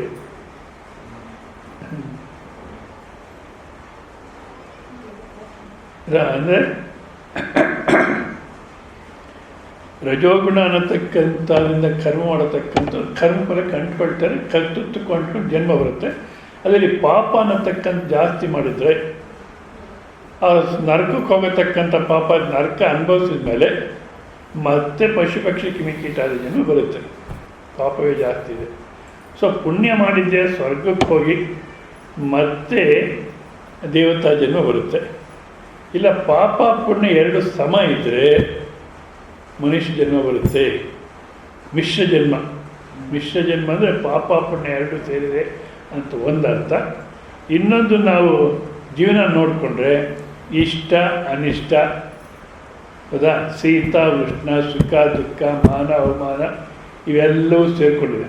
ಇದು ಮಿಶ್ರ. ಅಂದರೆ ಯಾವುದನ್ನ ಒಂದು ವಸ್ತು ನಾವು ಇಷ್ಟ ಅಂತ ಪಡೆದ್ರೆ ಅದು ಸಂಪೂರ್ಣವಾಗಿ ಇಷ್ಟವಾಗಿರೋಲ್ಲ. ಪಡೆಯೋ ತನಕ ಇಷ್ಟ, ಪಡೆದ ಮೇಲೆ ಅಯ್ಯಯ್ಯೋ ಯಾಕನ ಮಾಡ್ಕೊಂಡಪ್ಪ, ಸುಮ್ಮನೆ ಚೆನ್ನಾಗಿತ್ತು. ಅಂದರೆ ಮಿಶ್ರ ಜನ್ಮ. ಸಂಪೂರ್ಣ ಸುಖವೂ ಇರುತ್ತೆ ಇಲ್ಲ, ಸಂಪೂರ್ಣ ದುಃಖವೂ ಇದೆ ಇಲ್ಲ, ಈ ಎರಡರೂ ಸೇರಿಕೊಂಡಿದೆ ಮನುಷ್ಯ. ಸೊ ಅಂಥ ಜನ್ಮಗಳಲ್ಲಿ ಒದ್ದಾಡ್ತಾ ಇರ್ತಾನೆ ಅಂತ ಹೇಳ್ತಾ ಈಗ 25ನೇ ಶ್ಲೋಕದಲ್ಲಿ ತಾಮಸ ಕರ್ಮ ಅನ್ನತಕ್ಕಂಥ ಯಾವ ರೀತಿ ಇರುತ್ತೆ ಅಂತ ಹೇಳ್ತಾರೆ. ಶ್ರೀ ಭಗವಾನುವಾಚ ಅನುಬಂಧಂ ಕ್ಷಯಂ ಹಿಂಸಾಂ ಅನಪೇಕ್ಷ ಚ ಪೌರುಷಂ ಮೋಹಾದಾರಭ್ಯತೆ ಕರ್ಮ ಯತ್ತತ್ತಾಮಸಮುಚ್ಯತೆ ಅನುಬಂಧಂ ಕ್ಷಯಂ ಹಿಂಸಾಂ ಅನಪೇಕ್ಷ ಚ ಪೌರುಷಂ ಮೋಹಾದಾರಭ್ಯತೆ ಕರ್ಮ ಯತ್ತತ್ತಾಮಸಮುಚ್ಯತೆ. ಅನುಬಂಧವನ್ನು ಕಡೆಗೆ ಆಗೋ ಪರಿಣಾಮ ವಸ್ತು ಯಾವುದೋ ಅದು ಅನುಬಂಧವೆನಿಸುತ್ತದೆ. ಅಂದರೆ ಕೊನೆಗೆ ಏನು ಪರಿಣಾಮ ಆಗುತ್ತಾ ಕರ್ಮ ಮಾಡಿದ್ರೆ ಅದನ್ನು ಅನುಬಂಧ ಅಂತಾರೆ. ಅಂದರೆ ಆ ಅನುಬಂಧವನ್ನು, ಅಂದರೆ ಕೊನೆಗೆ ಏನು ಪರಿಣಾಮ ಆಗುತ್ತೆ, ನಾವು ಯಾವುದನ್ನು ಒಂದು ಕರ್ಮ ಮಾಡಬೇಕಾದ್ರೆ ಮೊಟ್ಟ ಮೊದಲು ಚೆನ್ನಾಗಿ ಯೋಚನೆ ಮಾಡಬೇಕು. ನಾವು ಯಾವುದು ಒಂದೇ ಒಂದು ದೃಷ್ಟಿಯಿಂದ ಯೋಚನೆ ಮಾಡ್ತಿರ್ತೀವಿ, ಎಲ್ಲ ರೀತಿಯಲ್ಲಿ ಯೋಚನೆ ಮಾಡಬೇಕು. ಇದು ಮಾಡಿದ್ರೆ ಏನು ಪರಿಣಾಮ ಆಗುತ್ತೆ, ಇದನ್ನು ಮಾಡೋಕ್ಕೆ ಸಾಧ್ಯವೇ, ಫಸ್ಟ್ ಮೊದಲು ನಾವು ಯಾಕೆ ಮಾಡಬೇಕು. ಇದು ಎಲ್ಲರೂ ಮಾಡ್ತಾರೆ, ನಾವು ಮಾಡ್ತಿದ್ರಾಗೆ ಇನ್ನು ಸಾಮಾನ್ಯವಾಗಿ ಇದೇನೆ, ಯಾವುದು ಲೋಕಾನುಗತಿಕೋ ಲೋಕ ಅಂತ. ಯಾರೋ ಒಬ್ಬರು ನೋಡಿ ಇನ್ನೊಬ್ಬರು ನಂಗೆ ಅವಶ್ಯಕತೆ ಇದೆಯಾ ಇಲ್ವಾ, ಇಲ್ಲ, ಅವ್ರು ನೋಡಿ ಒಟ್ಟಿನಲ್ಲಿ ಮಾಡೋದು. ಯಾಕೆ ಮಾಡ್ತೀವಿ ಏನಂತ ಯೋಚನೆ, ಪರಿಣಾಮ ಏನಾಗುತ್ತೆ, ಮಾಡಿದ್ರೆ ಪರಿಣಾಮ ಏನಾಗುತ್ತೆ, ಇದನ್ಯಾವುದನ್ನು ಯೋಚಿಸ್ತೀರ. ಯಾರೋ ಮಹಾತ್ಮರು ಹೇಳ್ತಾರೆ ಏನಂತ, ಪರಿಣಾಮ ಕ ವಿಚಾರ ಕಿಯೇ ಬಿನ, ಪರಿಣಾಮ ಏನಾಗುತ್ತೆ ಅನ್ನೋಕ್ಕೆ ವಿಚಾರ ಮಾಡ್ದಿರ, ಮತ್ತು ಹಾನಿ ಅವ್ರ ಹಿಂಸಕ ವಿಚಾರ ಕಿಯೇ ಬಿನ, ನಿಜವಾಗಿ ಇದು ಮಾಡಿದ್ರೆ ಎಷ್ಟು ಹಾನಿ ಆಗ್ಬೋದು, ಎಷ್ಟು ಹಿಂಸೆ ಆಗ್ಬೋದು. ಸಾಮರ್ಥ್ಯ, ನನಗೆ ಆ ಸಾಮರ್ಥ್ಯ ಇದೆಯೇ, ಸಾಧ್ಯವಾಗುತ್ತೆ, ಅಷ್ಟು ಅವಕಾಶ ಇದೆಯಾ, ಇದು ಯಾವುದನ್ನು ವಿಚಾರ ಮಾಡಿದಿರ ಒಟ್ಟಿನಲ್ಲಿ ಮಾಡಬೇಕು. ಮಾಡೋದು ಆಮೇಲೆ ಒದ್ದಾಡೋದು. ಅದು ಈಗಿನ ಕಾಲಕ್ಕೆ ಇದು ಭಾಳ ವಿಪರೀತ. ಅವ್ರನ್ನ ನೋಡಿ ಇವ್ರನ್ನ ನೋಡಿ ಮಾಡ್ತಿರೋದೆ. ಯಾರೋ ಹಿಂದೆ ಒಬ್ಬ ಸ್ವಾಮಿಗಳು ಸ್ನಾನಕ್ಕೆ ಹೋದ್ರಂತೆ ನದಿಗೆ. ಅಲ್ಲಿ ಹೋದ್ರೆ ಭಾಳಷ್ಟು ಜನ ಸಾಧುಗಳು, ಯಾವುದೋ ಒಂದು ಮೇಳ ನಡೀತಾ ಇದೆ, ಭಾಳಷ್ಟು ಜನ ಸಾಧುಗಳು ಬಂದಿದ್ದಾರೆ. ಅವರ ಕಮಂಡಲು ಇಟ್ಟೋಗಿದ್ದಾರೆ, ಎಲ್ಲ ಒಂದೇ ಥರ ಇವೆ. ಇವರು ಸ್ವಲ್ಪ ಕೈಯಲ್ಲೇ ಅನ್ನುತ್ತಾರೆ. ಅಂದರೆ ನಾನು ಸ್ನಾನ ಮಾಡಿ ಬಂದಮೇಲೆ ಇಷ್ಟು ಕಮಂಡಲಿನಲ್ಲಿ ನಂದು ಅಂತ ಯಾಕೆ ಗುರ್ತಿಡಿಯೋದು, ಹೌದಾ? ಅದಕ್ಕೋಸ್ಕರ ಏನೋ ಗುರ್ತಿರ್ಬೇಕು, ಮಾಡಿಬಿಟ್ಟು ಹೋಗೋಣ ಅಂತ ಏನು ಮಾಡಿದ್ರು, ಅವ್ರ ಕಮಂಡಲು ಅಲ್ಲಿಟ್ಟು ಅದ್ರ ಮೇಲೆ ಮರಳು ಗುಡ್ಡೆ ಮಾಡಿಬಿಟ್ಟು ಬಂದು ಇದನ್ನು ತೊಗೊಂಡೋಗೋಣ ಅಂತ ಅಂದ್ಕೊಂಡ್ರು, ಹೌದಾ? ಸ್ನಾನ ಮಾಡಿಬಿಟ್ಟು ಬರ್ತಾರೆ, ಆ ದಡ ತುಂಬ ಮರಳು ಗುಡ್ಡೆ ಕಾಣ್ತಿದೆ. ಯಾಕಪ್ಪ ಅಂದರೆ ಬೇರೆಯವ್ರು ಸ್ನಾನ ಮಾಡ್ತಿದ್ದಲ್ಲ, ಇಲ್ಲಿ ಸ್ನಾನ ಮಾಡಬೇಕಾದ್ರೆ ಆ ರೀತಿ ಮರಳು ಗುಡ್ಡೆ ಮಾಡಬೇಕೇನೋ ಕಮಂಡಲು ಇಟ್ಟು, ನಾವು ಅದನ್ನು ಮಾಡಲಿಲ್ಲ ಅಂದ್ಬಿಟ್ಟು ಎಲ್ಲರೂ ಅದೇ ಮಾಡಿದ್ದಾರೆ. ನಿಜವಾದ ಮನುಷ್ಯ ಜೀವನ ಇದೇ ತಾನೇ ಕೆಲಸ ಮಾಡ್ತಾರೆ. ತಮೋ ಗುಣ ಇರೋರು ಅವ್ರು ಮಾಡೋದು ನಾವು ಮಾಡಬೇಕು, ಅವ್ರು ಮಾಡೋದು ನಾವು ಮಾಡಬೇಕು, ಈ ಥರ. ಮತ್ತು ಅದನ್ನು ಏನು ಪರಿಣಾಮ ಆಗುತ್ತೆ, ಏನಾಗುತ್ತೆ. ಈಗಿನ ಕಾಲದಲ್ಲಿ ನಾನು ಹೇಳಿದೆ, ಈ ಗ್ರ್ಯಾಜುಯೇಟ್ಸ್ ಎಲ್ಲ ಮಾಸ್ಟರ್ ಗ್ರ್ಯಾಜುಯೇಟ್ಸೇ ಈ ಯುವಕರು. ನಿಜವೂ ಭಾಳ ಏನು ಪ್ರಯೋಜನ ಇಲ್ಲ ಅವ್ರಿಗೆ ಎಜುಕೇಷನ್. ಅದೆಲ್ಲ ಒಂದು ದೃಷ್ಟಾಂತ ಹೇಳ್ತೀನಿ ನೋಡಿ, ಏನಾಗುತ್ತೆ ಎತ್ತಾಗುತ್ತೆ ಏನು ಯೋಚನೆ ಮಾಡಲ್ಲ. ಮೊನ್ನೆ ಯಾರೋ ಒಬ್ಬರು ರಿಟೈರ್ಡ್ ಜಡ್ಜು ಇದರಲ್ಲಿ ಬಾಗೇಪಲ್ಲಿನಲ್ಲಿ ಬಂದಿದ್ದರು, ಯಾರ್ದೋ ಮನೆಗಿದ್ದು ಬಂದಿದ್ದರು. ಅವ್ರ ಹತ್ರ ಮಾತಾಡ್ತಿದ್ದೆ ಅವ್ರು ಹೇಳಿದರು, ಸ್ವಾಮೀಜಿ ಏನು ಕಾರಣವೂ ಇರೋಲ್ಲ, ಡೈವರ್ಸಿಗೆ ಬರ್ತಾರೆ, ಗಂಡ ಹೆಂಡತಿ ಡೈವರ್ಸ್ ಅಂತಾರೆ ಅಂತ ಯಾವ ಕಾರಣವೂ ಇರೋದೇ ಇಲ್ಲ, ಡೈವರ್ಸ್ ಅಂತಾರೆ ಅಂತ. ಅಂದರೆ ಯಾಕೆ ಮಾಡಬೇಕು, ಯಾಕೆ ಮಾಡೋಕ್ಕೆ ಏನು ವಿಚಾರ ಮಾಡಿದ್ರೆ ಸುಮ್ಮನೆ ಏನೋ ಒಂದು ಮಾಡ್ತಿರೋದು. ಅದರಲ್ಲಿ ಶೋಭಾ ಅಂತ ಒಂದು ಹೆಣ್ಮಗು ಪೇಪರ್ನೆಲ್ಲ ಬಂದಿದೆ, ನೀವು ನೋಡಿರ್ತೀರ. ಅದೇ ತಮೋಗುಣಕ್ಕೆ ಒಳ್ಳೆ ಎಕ್ಸಾಂಪಲ್. ಶೋಭಾ ಅಂತ ಒಂದು ಹೆಣ್ಮಗು, ಅದಕ್ಕೆ ಮದುವೆ ಮಾಡಬೇಕು ಅಂತ ಪ್ರಯತ್ನ ಮಾಡೋದು ಅವ್ರ ಮನೆಯವರು. ಅವ್ರ ಪಕ್ಕದ ಮನೆಗೆ ಬ್ರಾಹ್ಮಣ ಕುಟುಂಬ, ಪಕ್ಕದ ಮನೆಗೆ ಒಬ್ಬ ಹುಡುಗ ಇದ್ದ, ಅವರು ಮೈಸೂರು ಸೇರಿಕೊಂಡಿದ್ರು. ಆ ಹುಡುಗ ಕೊಟ್ಟು ಮದುವೆ ಮಾಡಬೇಕು ಅಂತ. ಈ ಹುಡುಗಿ MCom ML ಅಷ್ಟು ದೊಡ್ಡ ಕ್ವಾಲಿಫಿಕೇಷನ್, ಅಂದರೆ ಕಾಮರ್ಸ್ ಅಂತ ಒಂದಿದೆ, ಅದರಲ್ಲೂ ಮಾಸ್ಟರ್ ಡಿಗ್ರಿ, ಲಾನಲ್ಲೂ ಮಾಸ್ಟರ್ ಡಿಗ್ರಿ, ಈ ಲಾಯರ್ಸ್ ಓದಿರ್ತಾರಲ್ಲ ಅದರಲ್ಲೂ ಮಾಸ್ಟರ್ ಡಿಗ್ರಿ. ಅಷ್ಟು ಬುದ್ಧಿವಂತರು. ಆ ಹುಡುಗನ ಮದುವೆ ಮಾಡ್ತೀವಿ ಅಂದರೆ ಬೇಡ ಅಂತ ಹೇಳಿಲ್ಲ, ನನಗೆ ಬೇಡ ಅಂತ ಹೇಳಿಲ್ಲ. ಸರಿ, ವೆಡ್ಡಿಂಗ್ ಕಾರ್ಡ್ ಎಲ್ಲ ಆಯಿತು, ಡಿಸ್ಟ್ರಿಬ್ಯೂಷನ್ ಆಗೋಯ್ತು. ಇನ್ನು 4 ದಿವಸ ಇದೆ ಅನ್ಬೇಕಾದ್ರೆ ಮದುವೆ, ಆ ಹುಡುಗನ ಹತ್ಯೆ ಆಯಿತು. ಈಕೆ ಜೊತೆ ಹೋಗ್ತಿರ್ಬೇಕಾದ್ರೆ ಆ ಹುಡುಗನೆಲ್ಲ ಸಾಯಿಸ್ಬಿಟ್ರು. ಆಮೇಲೆ ನಾವು ಜೊತೆ ಹೋಗ್ತಿದ್ವಿ, ಯಾರೋ ಬಂದು ಸಾಯಿಸ್ಬಿಟ್ರು, ಏನೋ ಗೊತ್ತಿಲ್ಲ ಅಂತ ಮುಂಚೆನೆಲ್ಲ ಪ್ಲ್ಯಾನ್ ಮಾಡ್ಕೊಂಡಿದ್ದೇನು ಆ ಥರ ಹೇಳಿದ್ರು. ಆದರೆ ಈ ಹುಡುಗಿ ಹೇಳೋದ್ರಲ್ಲಿ ಏನೋ ಸ್ವಲ್ಪ ಡೌಟ್ ಇದೆ, ಧೈರ್ಯವಾಗಿ ಹೇಳ್ತಿಲ್ಲ ಅಂತ ಪೊಲೀಸ್ನವ್ರು ಟಾಸ್ಕ್ ಕ್ವಶನ್ ಎಲ್ಲ ಮಾಡಿ ನೋಡಿದ್ರೆ ಈಗಿನ ಪ್ಲ್ಯಾನ್ ಹಾಕಿದ್ದಾಳೆ. ಯಾರೋ ಇನ್ನೊಬ್ಬನ ಲವ್ ಮಾಡಿದ್ದೀನಿ, ಪ್ರೇಮಿಸಿದ್ಲಂತೆ, ಅವಳನ್ನ ಮದುವೆ ಮಾಡ್ಕೋಬೇಕು, ಅದಕ್ಕೋಸ್ಕರ ಇವನು ಸಾಯಿಸ್ಬಿಡೋಣ ಅಂತ ಆ ಹುಡುಗಿ ಲವರು, ಅವನ ಫ್ರೆಂಡ್ಸು 3 ಜನ 5 ಜನ ಸೇರಿ ಆ ಹುಡುಗನ ಹತ್ಯೆ ಮಾಡಿಬಿಟ್ರು. ಇವಾಗ ಜೈಲಲ್ಲಿದ್ದಾರೆ, 7 ವರ್ಷ ಜೈಲಾಗಿದೆ ಎಲ್ರಿಗೂ. ಅಂದ್ರೇನು, ಏನು ಮಾಡಿದ್ರೆ ಏನಾಗುತ್ತೆ ಅನ್ನತಕ್ಕಂಥ ಸರಿಯಾಗಿ ಯೋಚನೆ ಮಾಡ್ತೀರ, ಏನೋ ಒಂದು ಮಾಡೋದು. ಅಂಥವರು ಪ್ರಯೋಜನ ಇಲ್ಲ. ಅವ್ರ ವ್ಯವಹಾರ ಯಾವ ರೀತಿ ಇರುತ್ತಪ್ಪ ಅಂದರೆ, ಇದೊಂದು ಹೇಳಿ ನಿಲ್ಲಿಸ್ತೀನಿ. ನಿದ್ರಾ ವಿಹಾರ ಅಂತ ಒಂದು ಕಾಯಿಲೆ ಇದೆ, ಅದು ಇಂಗ್ಲೀಷಲ್ಲಿ ಸೋಮ್ನಾಂಬುಲಿಸಮ್ ಅಂತೇನೋ ಅಂತಾರೆ. ಅಂದರೆ ನಿದ್ದೆ ಮಾಡ್ತಿರ್ತಾರೆ, ಎದ್ದು ನಡ್ಕೊಂಡು ಹೋಗ್ತಾರೆ ಅಂದರೆ ಎಲ್ಲಿ ಹೋಗ್ತಿದ್ದೀವಿ, ಯಾಕೆ ಹೋಗ್ತಿದ್ದೀವಿ ಏನಿರಲ್ಲ. ಮತ್ತು ಆ ವರಾಂಡದಲ್ಲಿ ಮಾಡಿ ಮೇಲಿಂದ ವರಾಂಡದಲ್ಲೇ ಮೆಟ್ಲೆಲ್ಲ ಒಂದು ಕಡೆ ಇರುತ್ತೆ, ಇವರು ಹಾಗೆ ವರಾಂಡದಲ್ಲಿ ನಡ್ಕೊಂಡು ಹೋಗ್ತಾರೆ, ಕೆಳಗೆ ಬಿದ್ದೋಗ್ತಾರೆ. ಅವ್ರಿಗೆ ನಾವು ಈ ಥರ ಮಾಡ್ತಿದ್ದೀವಿ ಅನ್ನತಕ್ಕಂಥದ್ದು ಇರಲ್ಲ, ಅದೊಂದು ರೋಗ. ಈ ತಮೋಗುಣದವರು ಅಷ್ಟೇ, ಏನು ಮಾಡ್ತಿದ್ದೀವಿ, ಇದನ್ನು ಏನು ಪರಿಣಾಮ, ಯಾಕೆ ಮಾಡ್ತಿದ್ದೀವಿ, ಏನು ಯೋಚನೆ ಇಲ್ಲ, ಒಟ್ಟಿನಲ್ಲಿ ಮಾಡ್ತಿರ್ತಾರೆ. ಬಂದು ಹೆಚ್ಚಿಗೆ ಕೆಲಸ ಮಾಡೋಕ್ಕೆ ಹೋಗಲ್ಲ ಅವರು, ತಿನ್ನೋದು ಮಲಗೋದು. ಒಂದು ವೇಳೆ ಮಾಡಿದ್ರೆ ಏನು ವಿವೇಕ ಇದ್ದೀರ ಸುಮ್ಮನೆ ಮಾಡ್ತಿರ್ತಾರೆ. ಸೊ ಈಗ ನಾವು ಈ 3 ಕೇಳಿದ್ದೀವಿ, ಆದರೆ ನಮ್ಮಲ್ಲಿ ಯಾವ ಗುಣ ಇದೆ ಅಂತ ನೋಡ್ಕೋಬೇಕು.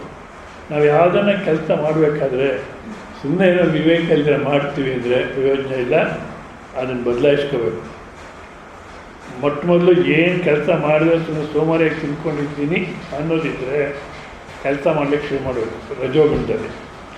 ಆಮೇಲೆ ಚೆನ್ನಾಗಿ ಯೋಚನೆ ಮಾಡಿ ವಿವೇಕದಿಂದ ಸತ್ವಗುಣಕ್ಕೆ ಪರಿಣಾಮ ಮಾಡ್ಕೊಬೇಕು.